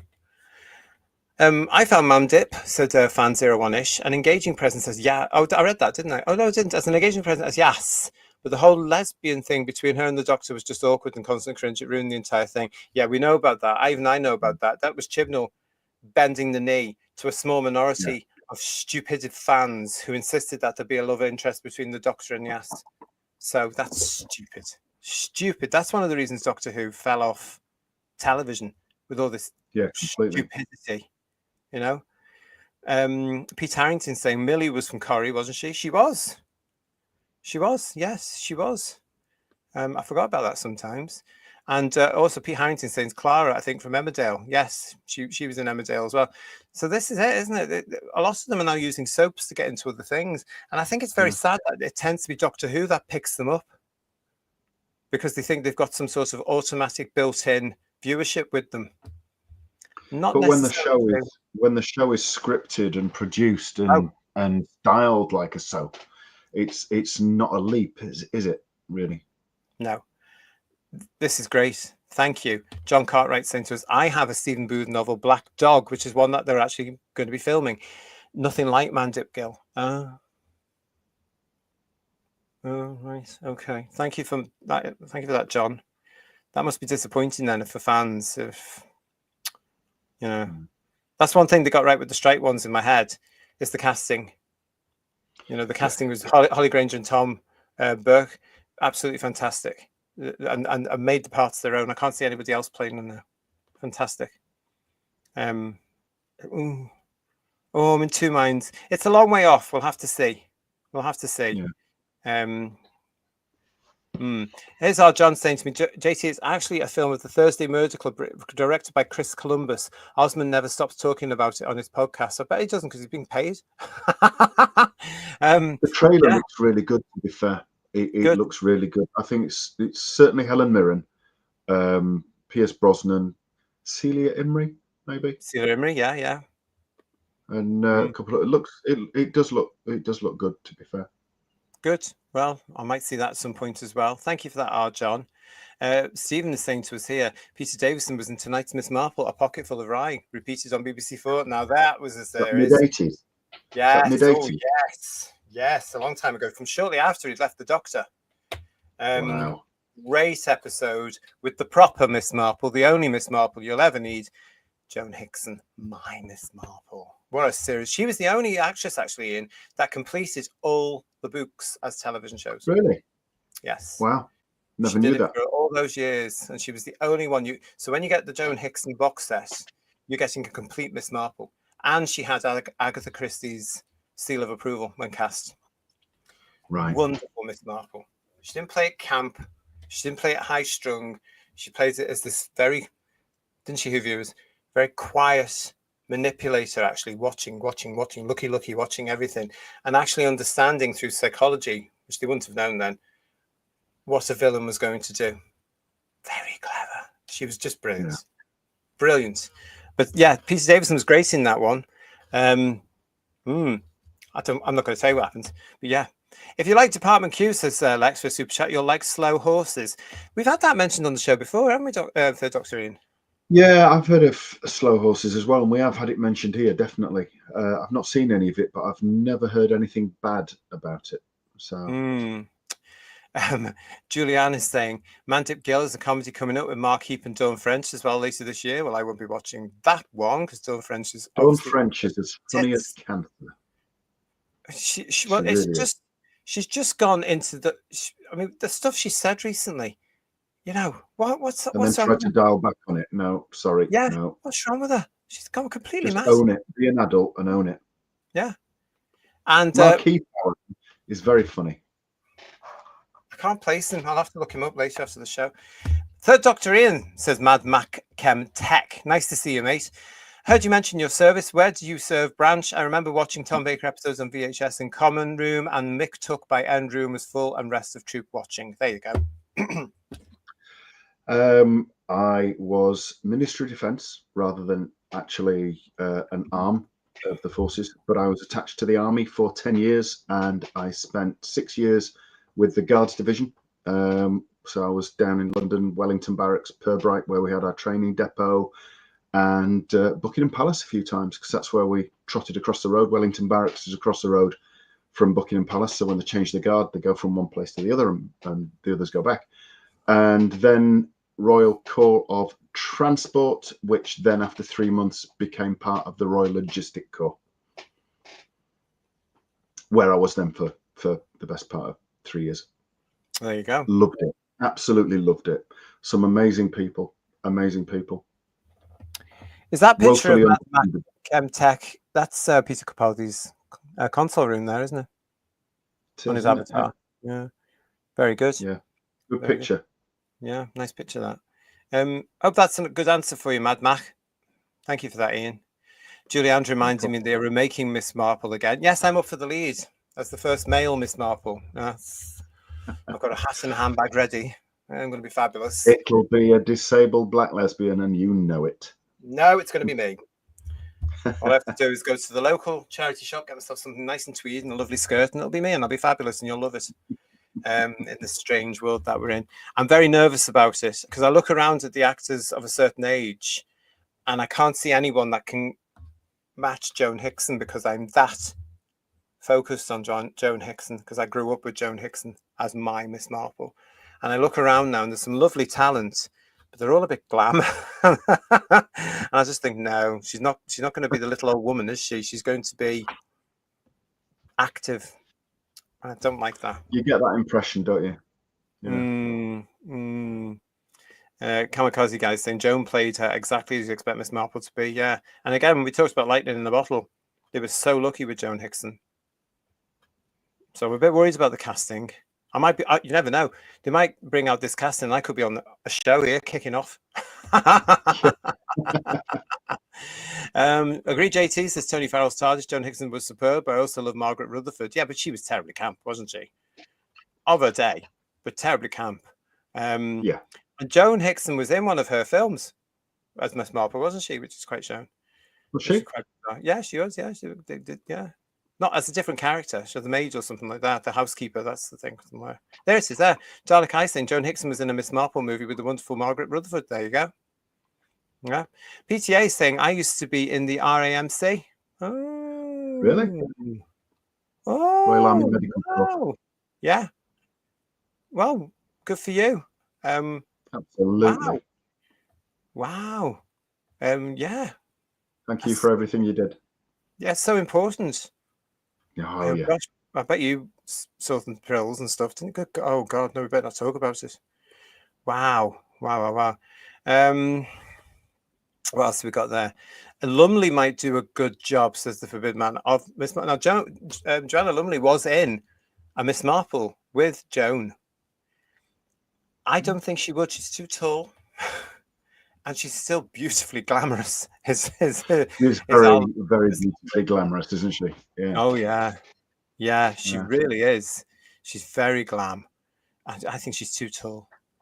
And super chat from Lex. Jamie Lee Curtis is playing the lead in Murder, She Wrote the movie. Please. What? Please, no, nothing beats the original TV series. Murder, She Wrote the movie. What with Jessica Fletcher? You're kidding me. Jamie Lee Curtis. Excuse me a second. No, really.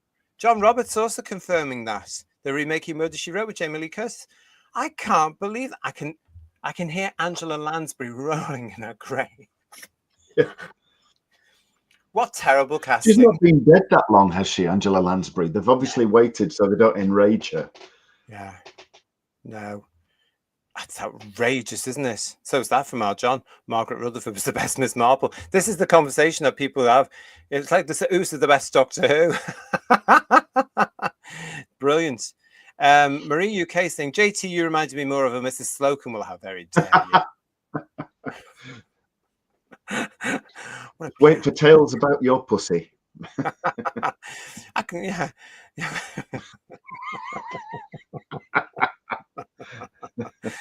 Marie UK is a very naughty girl, isn't she? She is a very naughty girl. She's going over my knee for a spanky, I can tell you. Our John is saying Curtis has gone nuts recently. She bloody has. Mind you, she's from blooming Hollywood.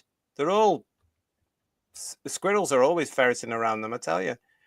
I've seen pictures in the last week where somebody's been saying, you know, she's got these two daughters, one of who's trans, and you can't tell them apart. The two daughters are there, and one's a very attractive young lady, and the other one is a hulking brute in a dress. It's like I could tell if I was blind and looking the other way. You cannot change it. You just cannot change it. If you're born a male, you're born a male. Your shoulders, everything are different. You're taller. Your feet, the hands, the lot. Adam's apple sticking out. Yeah. Good God. What terrible casting, everybody. Oh, my God. I won't sleep tonight, Who viewers, for you telling me that. You know, Jessica Fletcher used to watch it before I started discovering pubs on a Sunday evening with a salad in the summer on ITV. Didn't watch much of it because you're officially traumatized now, JT. Well, I always thought it was quite twee, but it was nice for a Sunday evening. And I only stopped watching it, to be quite honest, Ian, because I started going to the pub and watching the bands on a Sunday afternoon. Right. You know, at the age of 18. You said 18. I thought you were going to say something like 15. Oh no. That's a good girl I am. Yeah. Yeah. Well, anyway, that's that. So yeah, and interesting. As I say, if you are a fan of the books and you can't comment right now for whatever reason, please email me whoswhos1@gmail.com. I want to know a bit more about the books and what you think of the casting. I might go around the charity shop, see if I can find one really. But as I say, I do have the new Robert Galbraith on the way. So that's coming up. All right, then. So let's get on to the biggest laugh of the week, really, because this did make me laugh this week. Because do you remember this story from way back when? Actually, it's not that far way back, but this story broke way back on the 13th of January 2022. Now, this was from The Sun, and Doctor Who wants some. EastEnders star Dyer among the bookies' favourites to be the new Doctor Who. Do you remember this from 2022, everybody? I do, actually, yeah. I remember it coming across the radar a little bit. Yeah. And it's one of these things that right now as well, this is going to be one of these things, I think, as we approach the Wilderness Years 2, however short, however long, or we've actually started it, haven't we? Where I think this story is going to crop up again and again. Because when I saw this coming up the other day, I thought this is just because they need to fill space. It is, and they're not going to leave the poor bloke alone on this now either. No. And then I began to think about it after I was. Now, do you remember last week I said, wouldn't it be great if we had more of a right-wing actor playing the Doctor? Now, I know that Dyer isn't actually right-wing. He's more centre everything, isn't he, really? And just says what he thinks and doesn't commit to anything like some people do. He's going to say, that's rubbish, that's bollocks, that's rubbish. No, that's what he's going to do. But let's have a look at this story. With the odd liberal spattering of effings in all that as well. Well, yeah, because he was criticised recently by the industry for getting at our Prime Minister, our current Prime Minister, by calling him a... Anyway, yes, we can't say that because we're trying to be a polite show. But let's look at this story from back then, from The Sun back in 2022. The bookies have slashed the odds on Danny Dyer becoming Doctor Who's next Time Lord. It comes after the EastEnders star, who has played Hardman Mick Carter for 9 years, announced he was quitting the BBC One soap to look for his defining role. Ladbrokes, which are the bookies here, everybody, now has Danny among the top 10 stars who could take over from Jodie Whittaker when she leaves the TARDIS later this year. They have cut his odds of entering the TARDIS from 66 to 1 to 16 to 1. Other bookies are also placing Danny on their shortlists. Danny, 44, moved ahead of the likes of film actor Ben Whishaw, Luther star Idris Elba, and Fleabag's Phoebe Waller-Bridge. Blech. A spokeswoman for Ladbrokes said, Danny may not be the archetypal actor to portray the Doctor, but that's just why he might be the perfect choice to make a big change on the show. He's all the rage with punters and has already said he wants to take on different roles. So we could see him swapping the Queen Vic for the TARDIS, and we've slashed our odds accordingly. EastEnders bosses this week confirmed Danny would be leaving the show later this year. He quashed rumours he was going on to a £1 million deal to film a drama with Sky, or that he had had any beef with the Beeb. Danny Dyer, beef with the Beeb. Now that's a film in itself. So that came along in 2022 as Whittaker was exiting the show. And it was hilarious then. But to have it rear its head again this week, we've not heard the last of this thing, because did you see this week? You probably did, everybody. But this was a headline I've chosen from Digital Spy. Danny Dyer eyes up Doctor Who role with incredibly working class twist. You just know he'd tell the Daleks to F off. So we've gone from 2022 to this very week in 2025. And honestly, it's not a big headline, really, is it? It's just, I think it's funny. Personally, I think this is funny. And anybody who's looked at this and gone, oh my God, that's huge. It's not, it's a repeat. I honestly think they needed space. So let's do so. And it's the Daily Mirror again that starts this thing. Let's have a look at the full story from Digital Spy. Danny Dyer has spoken about the possibility of him fronting Doctor Who as a future incarnation of the Time Lord, and he's got plenty of ideas how he'd do it. The EastEnders and marching powder actor was speaking at the premiere of Mr. Big Stuff Season 2 via the Mirror, where he talked about the appeal of stepping into the TARDIS. He said, it's such an iconic thing to do. It's almost, well, not on the same level, Gov, like James Bond. It's a character that's loved by so many. It gives you an opportunity with Doctor Who, because of the nature of the work, to bring something left field, something a bit mental, a bit stylized, which I love. I love the idea of it. And what would a Danny Dyer Doctor be like? Unsurprisingly, he said his regeneration would be an incredibly working class Doctor Who, adding, yay, yeah, maybe a bit alpha. Phew. What I do, really, you've hired me for a reason. I don't think you want me to come in and play Doctor Who, really posh. I don't think we've ever had a working class Doctor Who, have we?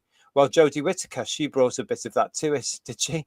He did admit that playing the Doctor sounded like hard work, stating some of the dialogue it's got big monologues talking about shit you don't understand.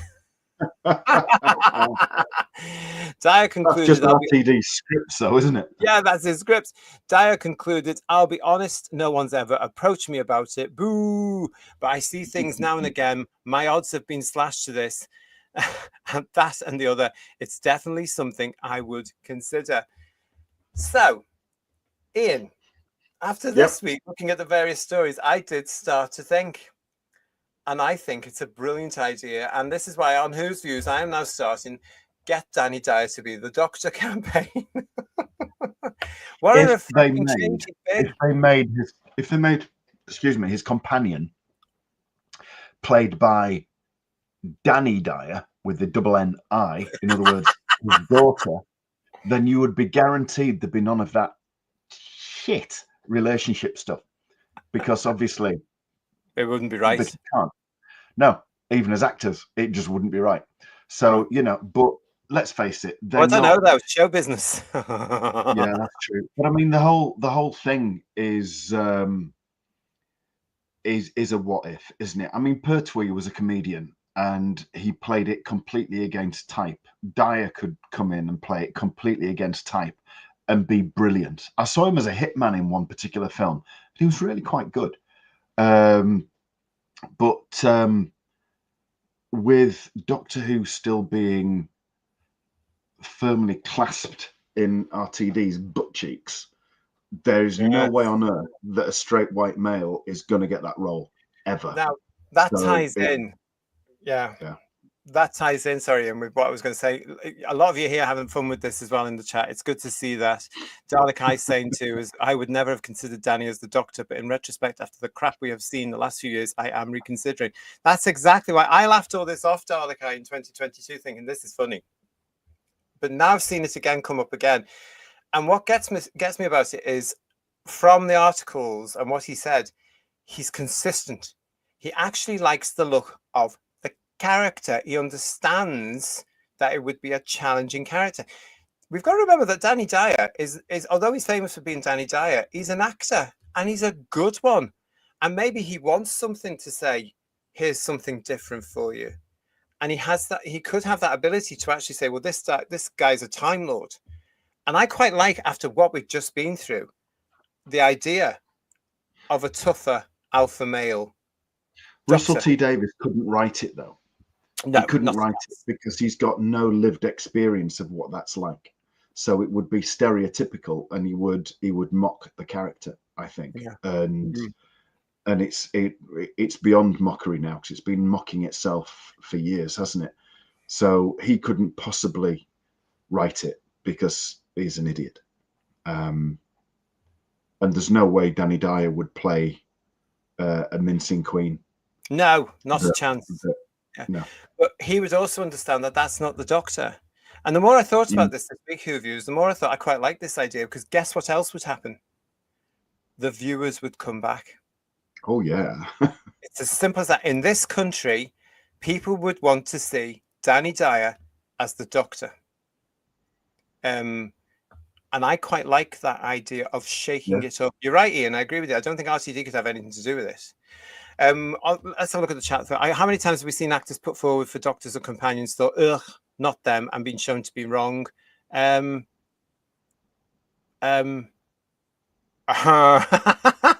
don't know. I wasn't keen on the Tennant casting, and it took 3 or 4 years for me to say, all right, that's the way you've done it. Okay, you're all right. I disliked the Whittaker casting immediately, and Gatwa just proved to be a letdown for me. Don't know about you, Ian. No, same, really. I think we were all prepared. I mean, Paul's said before, and he's spoken for all of us, when they announced Gatwa, we were quite happy to give him a go, because it was just the Doctor being a male again. Only I don't think I've seen anything vaguely male from Gatwa at all. No. So, you know. It was written as a mincing ninny, and that's what we got. Absolutely right. I mean, I know he had certain ideas about how he wanted to dress, but I think he would have still played it like the absolute twat that he did do. So, yeah, a crushing disappointment every time. I think you're right. Somebody like Danny Dyer would make the people sit up and pay attention. But could the BBC produce it right? Could they write it right? No, not a chance. They would have to change the entire production team. The absolutely, all of them. With Dyer there, the scripts would have to be serious science fiction, and that's what I quite like. The idea of Dyer, or somebody like Danny Dyer, but Dyer in this case, in a science fiction environment, proper science fiction, with the Daleks, with the Cybermen every now and then, with all these other monsters. I'd like to see how he would do it, because he would go and do his research, and he would go and look at the Doctors, and because he wants to do it with that working class attitude, I think that wouldn't be what we think it is. I think it would be quite an edgy Doctor, in the sense of Eccleston, in a sense, but no nonsense as well. Mark is saying to us, Mark Jones, I can't see Danny Dyer being the Doctor because he's not a yes man and will tell RTD where to shove his scripts. That's true. He won't just tell RTD where to shove his scripts. He will probably shove them there for him. that would be alpha. Yeah. That would be alpha. Consider the trash we've endured for the last few years. Danny Dyer as Doctor Who, says Marjorie. And Marie UK saying a Danny Doctor would definitely be entertaining if nothing else. I think it would, but I think because he's an actor, I think he would build a character, and I think he'd work bloody hard at it. I honestly do. The more I've thought about it this week, the more I thought, give the guy a chance. Let's get him in, because I do think it would be a rating smash, because people would sit there and be entertained, and that's what Doctor Who's supposed to be about. And I've never seen Dyer try to do eccentric either, and I think we need to bring back some of the eccentricity of Doctor Who. Yeah, because that's been missing since the show came back. Maybe Smith a little bit. Yeah. Maybe. But then Smith did his homework, didn't he? Tennant Yeah, came as a fan and thought he knew everything, and yeah. clearly didn't. You And haven't.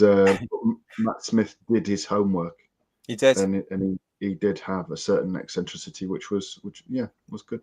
Yeah. John Mason saying to us, look what Pertwee did with the role. Danny could do the same. Kamikaze guys. Yeah. Oi, Davros, no. Science fiction book club, something similar. Oi, master, you slag, no. But the thing is as well, Danny would know it's a children's show, it's a family show. He wouldn't do that.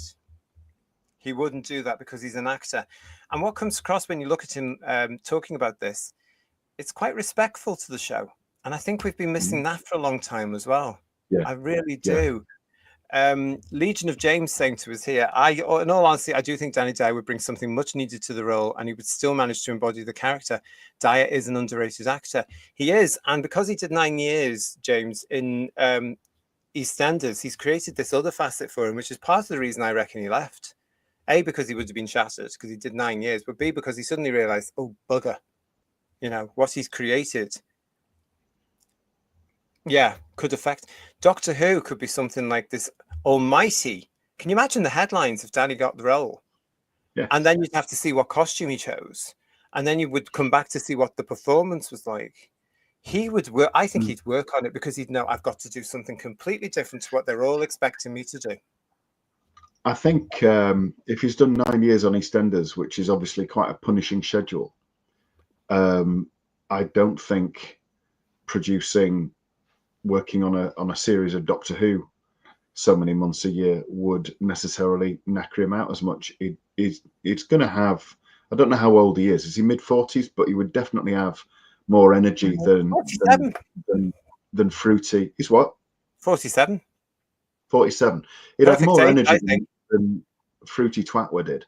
You know, it was just giving up certainly the ghost. A different energy, isn't it? Yeah. And that's what I think that the show the character needs, in my opinion, Who viewers, to be taken seriously again. He is not a female and he's not a mincing ninny. It needs to be serious again. He needs to be believable. He needs to be a character, as Tom Baker always said, was a benevolent alien who happened to like the human race. And those scripts have to come in now, which shows that to the character and show the monsters as well. And I think Dyer against the Daleks would be a massive ratings hit because a lot of the British public would turn in expecting him to say, oh, you Dalek, you're getting it. And he wouldn't, because he would be playing the Doctor. So he would understand the history. He's a very talented actor. And as the Lady of Traken, hello, is saying to us here, Danny Dyer was a protege of Harold Pinter and has acting experience. Exactly. Exactly. And he knows what he's talking, and he knows his industry. And I think that's why a lot of the time he's quite enraged by it. This is the sort of shake-up I think Doctor Who would need, really. Talking about shake-up, have you seen some of the social media about this? Now, this is just all speculation, of course. This is an actor saying, I would do it. I mean, Patterson did the same thing, didn't he? He said, oh, I'd love to do Doctor Who. He even went to, when he was in Glasgow, and took a picture of himself in front of a police box. Do you remember? Joseph Patterson. Yeah, I would do this. I would do this. But listen, some of the alleged fans of, especially I would imagine the Whittaker and Gatwa era, are in meltdown with the possibility. And this shows you where they're coming from. There is no way we can have another white heterosexual Doctor. That seems to me to be hate speech. This is what's been on social media. This is where these people are now. And the show has actually helped them to get there with this nonsense in their heads, this poison. They call us toxic. Don't look in a mirror, obviously, do they? There are a few of that line there. If they cast another white male heterosexual actor, they will destroy the show. What does the sexuality of the actor have to do with it anyway? Or its colour. Yeah. And newsflash, the show's already been destroyed by 2 spectacular DEI miscasting hires already. But this is the thing, like I said, we were quite happy to give Gatwa a go because it was a male Doctor again, or so we thought. So we didn't give it, the evil us didn't give a damn that he was black at all. But they're giving a damn that he's white, but they're the ones telling us that we're hateful. You know, I would have quite happily, you know, never mind Billy Piper coming back. I would have been quite happy if Gatwa had disappeared and it had been Noel Clarke. I'd have quite happy done that, you know, no problem at all. And Tom Ellis, I think, would make a very good master. He's got that. It does seem as the Doctor now. Similarly, Science Fiction Book Club is saying to me the Doctor could very well be played by as working class, but Danny Dyer doesn't act. He plays Danny Dyer. And for that reason, I don't think it would work as the Doctor. Sorry, don't apologize. This is what we're all here for, is to discuss. What I'm trying to suggest, Science Fiction Book Club, is with Danny Dyer, what I'm getting from what he said this week, as well as what he said back in 22, is respect. The character. He likes the character. He likes the interesting aspects to the character. I reckon something like Doctor Who, he needs, because they would say, here's the Doctor, here's the tapes, go and do your research. And I think he would watch 60s, 70s, 80s Doctor Who, you know, a bit of the modern stuff. And I think he would actually form a character. And that's something that people haven't seen for quite some time. This could be Danny Dyer's break, if you like, in showing his ability to act. He would be able to then break into America, I think, quite easily after that. Oh, God, he'd be easy to do. Yeah. Dalek Eye is saying, to be fair, Danny can act. He can do serious comedic and has been in the business since a kid. He was in Grange Hill or Byker Grove, I think. I think it was Byker Grove, wasn't it? Was it? Oh, I can't remember. You're right. It was one of the two.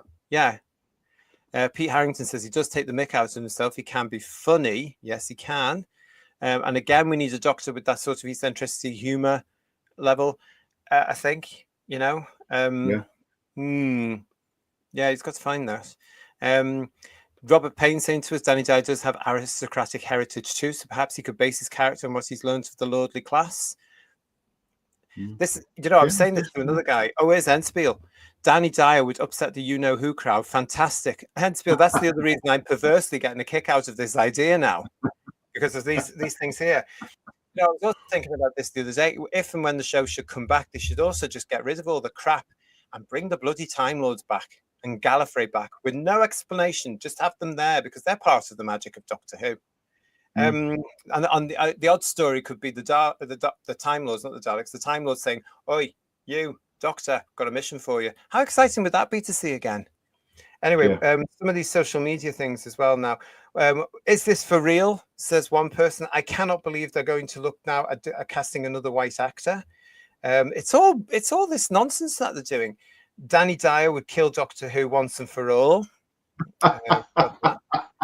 This one was funny. Who the hell is Danny Dyer? Well, obviously somebody abroad, because you might not be known abroad, but it's ironic, isn't it? Who the hell is Danny Dyer?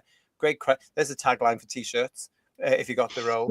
But anyway, it carried on with all this sort of bitterness and stuff. Basically, what we'd expect, Enspiel, with them spitting blood at the thought of this, because it would return it to a higher show, and it wouldn't be all about gender politics, personal pronouns. Give it credibility again, wouldn't it? And they obviously don't want that. But they're a hateful bunch, aren't they? They're nasty. A nasty, nasty, hateful bunch. Yeah, they really are. As I was saying there, Duncan's agreeing with me. Dyer would get bums on seats and watching the show. And I think if the scripts were a high quality, which they would have to be for Dyer, and good science fiction for a family audience, without all the crap we've had to endure for the last God knows how many years, imagine a Saturday night now. There could be Dr. Dyer's night. I'm more inclined to this idea now, the more that I've thought about it, because in 2022 I laughed. I did laugh at the beginning of this week for it. But I think Dyer would be a great character actor as the Doctor. Capaldi swore in the thick of it, but not when he was on Who. Dyer would be the same, says Steve Braddock. Of course, yeah, because it'd be a different character. And this is what these people don't understand, and some of the papers don't understand. He wouldn't be playing that. He would be playing the Doctor. And what comes through to me is very respectful. There was a lot of speculation after this as well, Who viewers, and I don't know if you've seen this before, but one of our favourite woke newspapers, I say news, please, here on the channel, as you will know, is the Metro. Now, this one does not come from our favourite Metro journalist, because she's been rather quiet recently. She's been quite quiet recently, hasn't she? Yeah. Well, she wasn't very happy with the resolution to the series, was she, with the reality war? No, so she could be one of these fans now that's actually sort of getting to grips with the fact that it's not coming back. So therefore, she's not writing about it. But we have featured this gentleman before, and this is a very interesting take on this. I want to know what you think about this, Ian, and what you guys think about this, because this is from Tom Percival, who says Danny Dyer is the only one who can save Doctor Who now. Now, Tom Percival, we've spoken about before. Tom Percival, in some of his stories when it comes to entertainment, goes against what I believe the Metro dictate to be, because he always goes the opposite way. So he's always going on about, you know, the reality of stuff. So here he is again with the Danny Dyer thing, saying Danny Dyer is the only one who can save the show. Let's see what he says. Ever since Ncuti Gatwa handed back his TARDIS key and stepped away from Doctor Who, I've known who should play the 16th Doctor. It's Danny Dyer. Now, before you get your Tom Baker scarf in the knot or hire a Dalek to exterminate me, he knows his audience with the Metro, this isn't a gag or an attempt at contrarianism. I genuinely believe Danny should get a spin in the TARDIS, and I even wrote about it back in April before Ncuti burned away to reveal Billy Piper's smiling face. Well, it turns out that the 47-year-old actor must be a Metro reader because he agrees with me. Ha ha ha ha. I don't think so, but never mind. Let's carry on. During a recent interview with The Mirror, Danny said that while he's never been asked to audition for the Doctor, he'd be well up for it. It's such an iconic thing to do, he said. See, he understands, doesn't he? This is what we were talking about before. It's not on the same level like James Bond, as a character loved by so many. Again, it gives you an opportunity with Doctor Who because of the nature of the work to bring something left field, something a bit mental, a bit stylized, which I love. I love the idea of it. So why am I so convinced that Danny, who's better known for playing crime lords than Time Lords, would make a good Doctor? Well, I can't say it's because I think he'd look great in a velvet Victorian frock coat, although he might. It's more that I believe every actor who's ever played the Doctor well needs 3 essential qualities, and Danny more than meets the criteria. Anytime I see Danny Dyer as himself, I wouldn't say most of the characters he plays are likable. I think he comes across as incredibly sincere and earnest. Yeah, I know he swears a bit, but honestly, who doesn't? And all it does is lend him a bit of authenticity. Don't believe me? Just watch his episode of The Assembly and try not to be charmed by him. It's impossible. Danny's just got a genuineness and consistency to his character that makes him really hard to dislike. The second thing is that anyone who's playing the Doctor needs to be a good actor.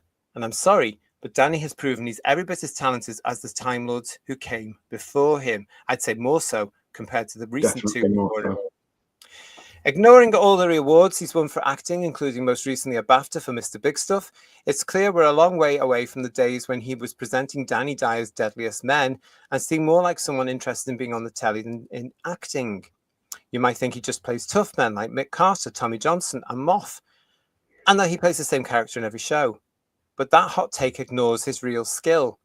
What he does exceptionally well is to breathe pathos, a sense of weakness into these tough nuts that make him easier to understand or sympathize with, even if we can't always understand their actions. You know who that sounds an awful lot like to me? The Doctor, a being who puts on a front to hide his loneliness and vulnerabilities and sometimes makes terrible calls.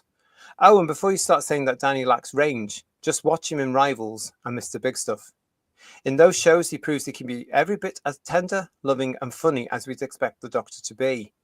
Finally, then I think the Doctor must have an arc. Admittedly, this has more to do with scripts than the actor, but I think Danny's persona here would be a valuable asset for the show. Everyone knows Dyer as a Cockney Hardman, who's the furthest thing from the traditional Doctor. But why not lean into that? I imagine him as a mashup of the 3rd, the 9th, and the 12th Doctors, a bad-tempered figure who's as passionate and brave as ever, but not afraid to spark out a mouthy Sontaran when they get out of line. His arc then could be similar to Capaldi's, who went from a galaxy-sized grump to the kindest person to ever pilot the TARDIS. That happened over 3 series and made for a brilliant telly. More than that, it arguably gave us the best season of Doctor Who since the revival, which was series 10. Ultimately, what I'm saying is Doctor Who is dying. Perhaps it's dying. And Danny might just be the fresh face the show and the Doctor needs. What do you think? Not a bad article. I mean, yeah, people do say that Danny Dyer plays the same character and everything, but just look at Ncuti Gatwa. He was basically Eric in the TARDIS. He had no range. He just did exactly the same thing, and the Leftie weirdo lot were quite happy with that, and so the series absolutely trashed. But I don't think he would play it the same way, like we've already said. I think he would be different. I think he would do his research, and I think he would actually. I mean, it'd be odd having an actor who can act in the lead role. Amazing. Bring it on. to be honest. But good article. Well, again, he's quite fresh and he's quite honest in his writing, isn't it? Really? And it goes against the grain. I wonder what his colleague thinks about his take on Doctor Who. I wonder if they ever meet and have conversations about it, because they're two completely diverse opinions. They're on the opposite sides of the table. You know, very interesting. Thing is, as well, though, if he's done 9 years with EastEnders, he's obviously going to have BBC contacts, isn't he? He'll have made a lot of BBC contacts and relationships built up in that time. Yeah. So it's not like he's coming completely from the outside. He could have some influence. Yeah, just maybe. Let's have a whip round, says Julianne, and bribe Disney to insist on the BBC hiring Danny Dyer to get their continued support. Woodhouse 122 saying Dyer can act. Harold Pinter was impressed by him. It's good to know, isn't it? Harold Pinter. Yeah, definitely. It's amazing to think that some of us were alive when Harold Pinter was around. Was he in Abominable Snowman, or is that an urban myth? I think that's an urban myth. Right. I'm sure it is. Cool, Connie is saying, "Oh, next they'll recast Die Hard Bruce. Oh, bless him, Bruce Willis. Oh, bless him. All the best to him. God bless us. Isn't nature cruel, everybody? Isn't it terrible? Isn't it? He doesn't know that's him. When apparently, I saw something about him just this week, Connie, and he was having fun with the family, but he doesn't know that he's a massive worldwide star to this day. And apparently, allegedly, they can put a film with him on, and he doesn't know it's him. Isn't that awful? That is awful. Sad. Awful. Peter Harrington saying to us, at least he would do his homework. I'm coming around a little. No, you see, just putting it out there. And super chat from Marie saying Danny should be given full control over who writes and directs the show. If someone tries to make him cry once, he'll walk away. Yeah, he wouldn't allow that, which I quite like the idea of the Doctor not crying anymore, because the Doctor shouldn't cry. Yeah. But you know what? He knows people in the industry, and they know him. So he could actually, this will be the first time we'd ever have so much star control. But look what happened with Bond and Daniel Craig. He got to that point where he was planning out with the team the whole of his 5-movie arc. You know, you look at the very, very popular, I think it's Amazon, Reacher, with Alan Richardson in it. He's an exec producer on that. Yes, I've seen that. Yes, it's 3 amazing series, absolutely incredible, really is. Who recommends on that, JT? Whose views recommend? Definitely. I want to get my act together and find some time to watch it. Then how many episodes, Ian? 8, 3 series, 8 episodes each. Okay, so it can be done. Okay, let's look into that. If you know it, we'll sort it out. Jonathan Funky Evans saying to us, it could be something that could change the public's perception of Dyer too. I think there's a lot of advantages to this. A, it could bring back the public. B, it could do well for Danny. Yes, it could give the public some entertainment, because they go, oh, he's doing something different, and isn't he good? And B, you might be able to get a bloody movie out of him. No, there's a thing. Because people, if they like the Doctor on the telly and they like what he would do, they'd go and see him in a movie. Not immediately. You'd have to build him up over 3 or 4 years with decent scripts and decent lengths of series, and he'd have to work hard. It would have to be a fresh start. You'd have to cut it loose from all the shite that's gone before. Yes, because you would. You don't want him trying to do something weighed down by, again, it's been said here before, those 16 or 15 series across 20 years have got more baggage than the carousel at Heathrow, and way more baggage than 26 series of Superior telly had up to 89. It needs to be cut free of that to completely, otherwise he'd be doing it with a hand tied behind his back. But it could be the new format for the show, isn't it? Where you cast the lead actor, and then he has a hand in saying, I want this person as my producer, I want this person as my script editor, and let's go from there. And this is how we see Doctor Who. This could be the much needed breath of fresh air, because as pointed out in this episode, Doctor Who is dead. And if RTD comes back to it, which it looks like it possibly could happen, it's not going anywhere. Talking of RTD, cremate it, I think. Yeah. Talking about RTD, I'll do this now before I forget. He has had a say in this. Shortly after, the day after this was reported and the newspapers started to talk about it again. I'll quote this. RTD delivered a damaging 20-word blow to Danny Dyer's hopes of becoming the new Doctor Who. This was written by somebody called Harris Armstrong. And apparently what happened is RTD did what he does with us sometimes, and he phoned in the Scott Mills breakfast show on BBC Radio 2 on Wednesday, July the 23rd. RTD delivered the blunt response. Quote, "Morning, Scott. It's Russell T. Davies here. I can confirm Danny Dyer is not the Doctor. Love you. Bye." End of quote.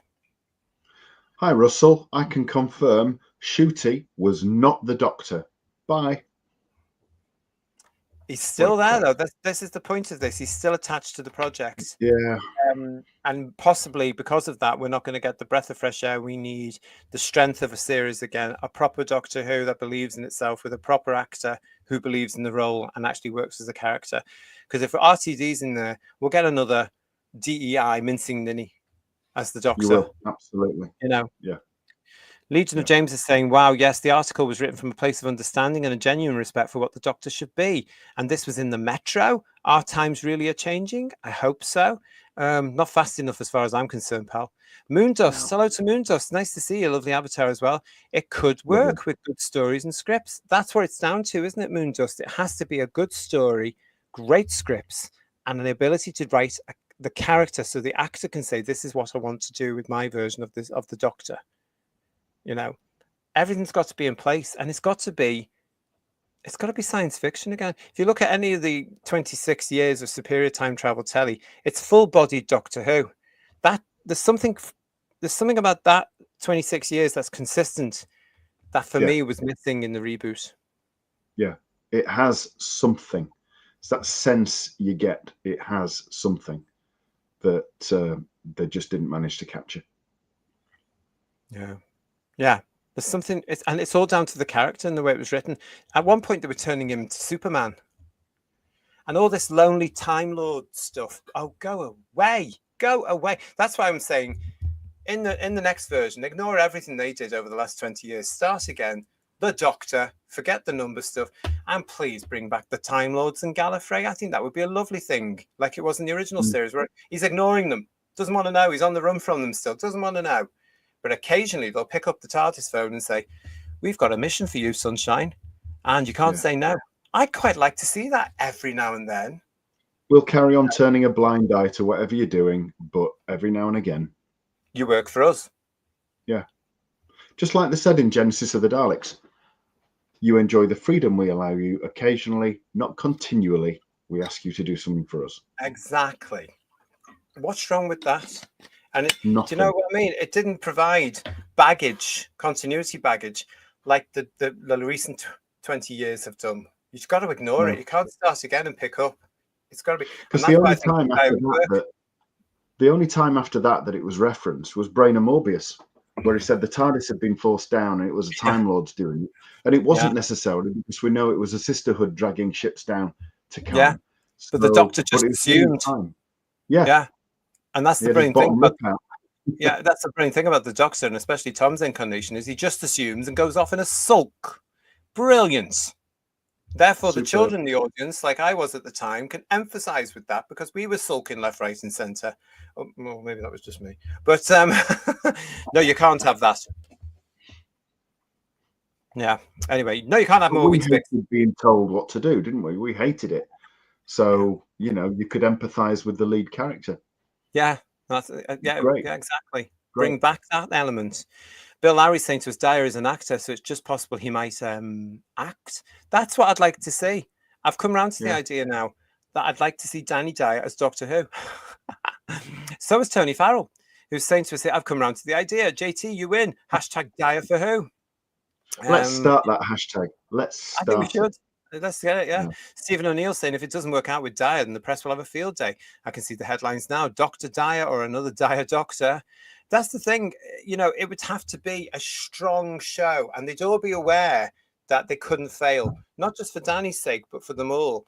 So if there was, I mean, you know, if there was a full body plan, like Craig did with the team for the Bond films, we're looking at a smash, I reckon. We're looking at not just a British smash, and it would be a smash because that first episode, millions would come to see Dyer in the frock coat. Yeah. And I'd actually put him in something doctorish, recognisably Doctor.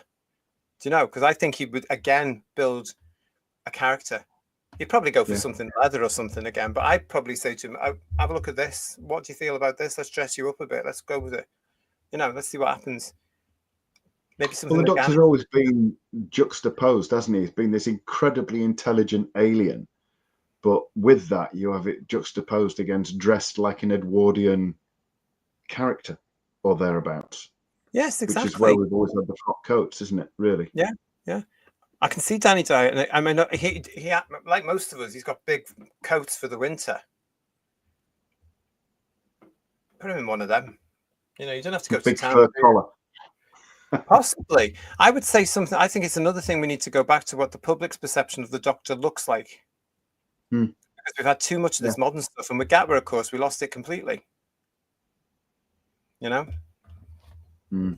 I think there's so much you could do with Dyer in the role. I'm really up for it now, everybody. I really am. I've seen Danny Dyer do all sorts of different roles, and he definitely could do the Doctor. He's a renowned character actor. Dalek Dye Bando. Nice to see you. Danny Dyer is a huge draw. Exactly. He is. He is. Great name, Dalek Dye Bando. Great name. It is quite unusual, that, isn't it? Good name, yeah. And that's the Joker there. I recognise in your avatar as well. Heath Ledger's Joker, if I'm not mistaken. He scared the hell out of me in that film. Make sure you subscribed, Dalek Dye Bando. What a film that was with Heath Ledger. Honestly, I'm an adult and I'm watching that and I was thinking, bloody hell, what a performance, because he was scaring the hell out of me, as the Joker should, because he's a complete lunatic, isn't he? Mind you, there's enough of them running around the world for real now, I tell you. But yeah, goodness me. He does have a huge draw, and I think it's the proper draw, not the talkie tickies that they were expecting Gatwa to bring in. But this is a proper audience who would sit down, especially on that first night, which they would have to get incredibly right, would have to be 110% correct to make sure they came back for part 2. And this is where you could play it. You could actually do it, launch it to Christmas Day and on Christmas night and say, oh, by the way, part 2 is tomorrow on Boxing Night. What a Christmas treat for you. Then again, we talked about perhaps it could only come back initially as TV films. Could do 2 of them in one story in 2 parts. Yeah. Like you say, Christmas and New Year. And get it over quickly. Get the Daleks into it. You know, get it over. That's the one that's going to bring them in. Whoa, Danny Dyer with the Daleks. Let's see what he does. There's so much that, do you see what I mean, Whoviewers? There's so much with this story that's gone from being silly in my head to being actually quite exciting. There's so much that could be done. There's definitely a blank sheet of paper there. Anyway, we can confirm RTD is not the savior of Doctor Who, says Marie UK, and Julianne coming on the back of that saying Doctor Who will stay dead until they sack RTD. BBC Studios, are you listening? Dalek Dye Bando back saying the past has shown us RTD is a pathological liar, allegedly, but he is. They never tell you the truth. And again, stop playing games. Get on with the job and stop playing games. It's not about you lot. Peter Verma Fansa said, we know why, though. RCD just will want another member in his echo chamber. Yep. There's all that as well. Lots of you with comments about this. Frankie Stanager saying Dr. DEI is dead or on hiatus. I'd hate to think what would happen if Russell gets to cast yet another Doctor. Yeah, it'd be absolutely catastrophic. I don't want to see it, Ian. I just don't want to be coming on here and within the next year saying RTD is back and he's brought this actor in. Oh my God. We've got this from Daryl Joyce saying, hi RTD, I can confirm you're fired. Bye. Very good, Daryl. It is good, that one, isn't it? Forbidden Man saying the BBC can keep its losers. Marjorie saying we can now confirm Doctor Who is Danny Dyer and RTD has been sacked. Oh, start that rumor, Marjorie. Why don't you? Best thing about the Time Lords in the old, best thing about the Time Lords in the old series, says Duncan Funky Evans, was that they saw him as an embarrassing inconvenience that had some uses. Yeah. Yeah. Yeah. Squawk is saying, do a Peter Cushing, William Hartnell with Danny Dyer and dye his hair and eyebrows alien white, then wind him up and watch him go. He could do anything he wanted to, couldn't he? He could do anything he wanted. Legion of James come around saying #Dyer for who? Mark Rees reminding us it's his birthday by saying, honestly, I'm not pished. I think he may be fibbing. Well, I think he might be a little bit bidding as well. Science Yeah. Fiction Book Club saying it sounds like a lot of people are saying they want actual science fiction that science fiction fans would recognize as science fiction. And kids love being scared by science fiction horror. Of course they bloody do. The problem we've got now, science fiction, is that there are too many good-natured or good wanted or virtue signaling nonsense around them. Oh, they're wrapping them all up in cotton wool and protecting them. But whatever did Doctor Who, what harm did it do to all of us when we grew up with the original series? None. It made us creative. It made us visual. It made us excited. It made us come back the next week. It made us talk about it for a whole week at school. Yeah. What's going to happen next? Oh God, is the Crinoid going to kill Sarah? You know. Has the Doctor really been drowned? You know. Yeah. Or did the Doctor really shoot the president or all that kind of thing? You could not wait for it. No, exactly. Now. Yeah. Hiya Dyer, says Peter Harrington. See what he did there. And again, Dalek Day Bando saying Danny Dyer could do for Doctor Who what Roger Moore did for the Bron franchise. And again, what Craig did, because what Craig's Bond did, in my opinion, made it a little bit more real. Because they had to, by this point, they had competitors like Bourne, which I also love, by the way, the Bourne films. So they had to make it up. But Craig came along with a lot of ideas about what he wanted to do with Bond 2. And I quite like that, Ian, with the fact that, you know, you get an actor that comes in that isn't just going to say the lines that are written. He's going to say, actually, why don't we do this? And why don't we take this over 3 or 4 series or whatever? Yeah, he had buy into it, didn't he? It sort of like reinforced his commitment. And that's a good thing. That's almost like Matt Smith when he got the role and he was writing Doctor Who stories before he'd even filmed one. You know, that showed some commitment. Having said that, Mark Jones saying Craig ruined Bond. It went the same woke way as Doctor Who. I thought it started brilliantly, though. I don't think it went totally woke, because I've got no problem with a female OO agent. And the fact that he retired. And I think I know what you mean, because he was a broken man, but look at the story context. Yeah. Bond. Look at his Bond. Well, you know, lost everybody. Yeah. Didn't he? So I know what you mean, Mark, but I enjoyed them. I thought they were a breath of fresh air. So God knows where they're going to go with it, with that one now. Good luck to the Bond fans. Dalek Eye saying apparently Will Sharp was chosen as the Doctor before Gatwa got the role. Oh, well, again, that's going to be something we'll know about one day. Dyer for who, says Steve Braddock. Let's have a look. It's got people fired up, this Danny Dyer thing, hasn't it? I quite like that, though, because it makes us think. And even the ones that have taken exception to it for their own poisonous reasons, it's made them think. And although the reaction has been nasty, because it just brings them out from under the woodwork, though, doesn't it? It has them crawling out of the stone and under the stone and shines a spotlight on them and everything. Really, it just highlights what a nasty, evil, cretinous little bunch they are. Yeah. But I quite like the fact that we've got to that point. For Russell to phone in to a BBC Two breakfast show, this, I think, Who viewers, this is my opinion, I think it got to him. Oh yeah, he's very thick. The idea that people might have been picking it up and running with it, and him thinking, I haven't fed this line into the press, how dare they be talking about it? He had to go on a radio show and try and quash it. Yeah, I think so. Losing control of the narrative, it'd kill him. It'd be great. Yeah, he wasn't happy about it at all. So not killing him, I'll just stress that losing control of the narrative would be great. You know, we don't want any British, that's the way we talk, isn't it? It's just the way we talk. But you know, it's a case of I've never heard anything like that, because even in 2022, when he was coming back, he didn't say anything. But This one, he did. I like it. I do like it. I like the fact he felt he could. Danny Dyer is not Doctor Who. Well, neither's Billy Piper, you plonker, because you don't know what you're doing because you made it all up at the end, didn't you? But there you go. Digby's saying to us here, I was skeptical of the Dyer, but I'm going to give him a go, especially if it upsets RTD. Well, we've got to get him in the role first. So let's start a writing campaign, a phone campaign to the BBC now, who will turn their hands around saying it's nothing to do with us because it belongs to BBC Studios, but at least it'll all get handed on. Let's do it. Let's get it out there the old-fashioned way. We want Danny Dyer as the next Doctor, plus a new production team with him that he should have a hand in selecting, I would say. 100%.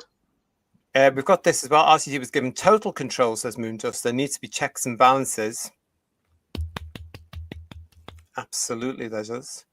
And Pete Harrington saying he phoned in RTD because he was gaining traction and hurt his feelings, the poor soul. Yeah. I don't care, do you? I've got no time for him at all. Yeah. Julianne saying RTD hates the idea of Dyer. Well, it must be a positive. Yeah. The thing about it is it would be serious again, wouldn't it? Yeah, it would be. It wouldn't be a laughing stock anymore. No. But RTD hates it because, you know, that would just highlight how he is heterophobic, racist, because he doesn't want white people and everything else. Everything else that he accuses other people of being is showing that actually that is what he's like, allegedly. I bet they would make Dyer, if they even considered the idea, audition. Give him the auditions from hell. I bet they'd make him work hard. Oh, yeah, totally. I bet they did. Then he'd probably just threaten to chin them. Well, no, I don't think he would. I think he'd do it. I think he'd say, okay, because part of it, I actually genuinely think he wants this role. What if the BBC, says Steve Braddock, pick up on how popular Dyer would be? RTD may be forced to eat his words. I'd live like that. I'd live for that, yeah. Well, who cares about RTD? RTD has to leave the show. He's got to go. He has. Dalek Dibando saying to us again, what if Danny wanted to do it and the worldwide fan base wanted him and RTD chose someone else, which is what could possibly in reality happen. It really could. Doctor Who in dire straits would be a headline, says Pete Harrington. It's a shame she said that because I wrote that down this week as well. You never know. End of the day, says Digby, we need to push the Fitzroy Tavern clique away from Doctor Who as far as possible and make sure they never come back. Yeah, banned for life. Banned for life. And Connie is saying to us, thanks JT and Third Doctor Ian and everyone for starting my day with laughs and good vibes. I'll catch you tomorrow. Thank you for that, Connie. Yeah, tomorrow, Sunday. Yeah, we're back at 8 o'clock on Sunday night, obviously, for our regular time. Julianne says, I'm going to change my profile picture to Danny Dyer and go trolling. Well, good for you. I like the idea of that. I'm certainly going to start mentioning it more to people saying, what do you think about Danny Dyer as Doctor Who? Wouldn't that be good? Let's see what the effect is on that one. But let's put the idea out there and the benefits of having an actor that wants to do it seriously for once rather than just playing some sort of mincing camp ninny or doing it because she was sold the idea of being the first female. Utter nonsense, DEI. This is just, as I say, part one of our weekend of shows here on Who's Views for You for Headlines. We've got a lot more still to talk about, including more from BBC Studios. I can't believe we're going to talk about that. And some material about the BBC as well. That's coming up tomorrow with Third Doctor Ian, myself, and Paul, who hopefully will not be working and he can come and join us. But Third Doctor Ian, thank you so much for tonight. Really enjoyed it. Another great chat. No, thank you. Great fun. Great fun. Another Saturday night. Loved it. Thank you. Yeah. And once upon a time, boys and girls, at this time of night, I was out in a club or a pub or somewhere on a Saturday night, but it doesn't matter because it's just as nice to be with you all here on Who's Views.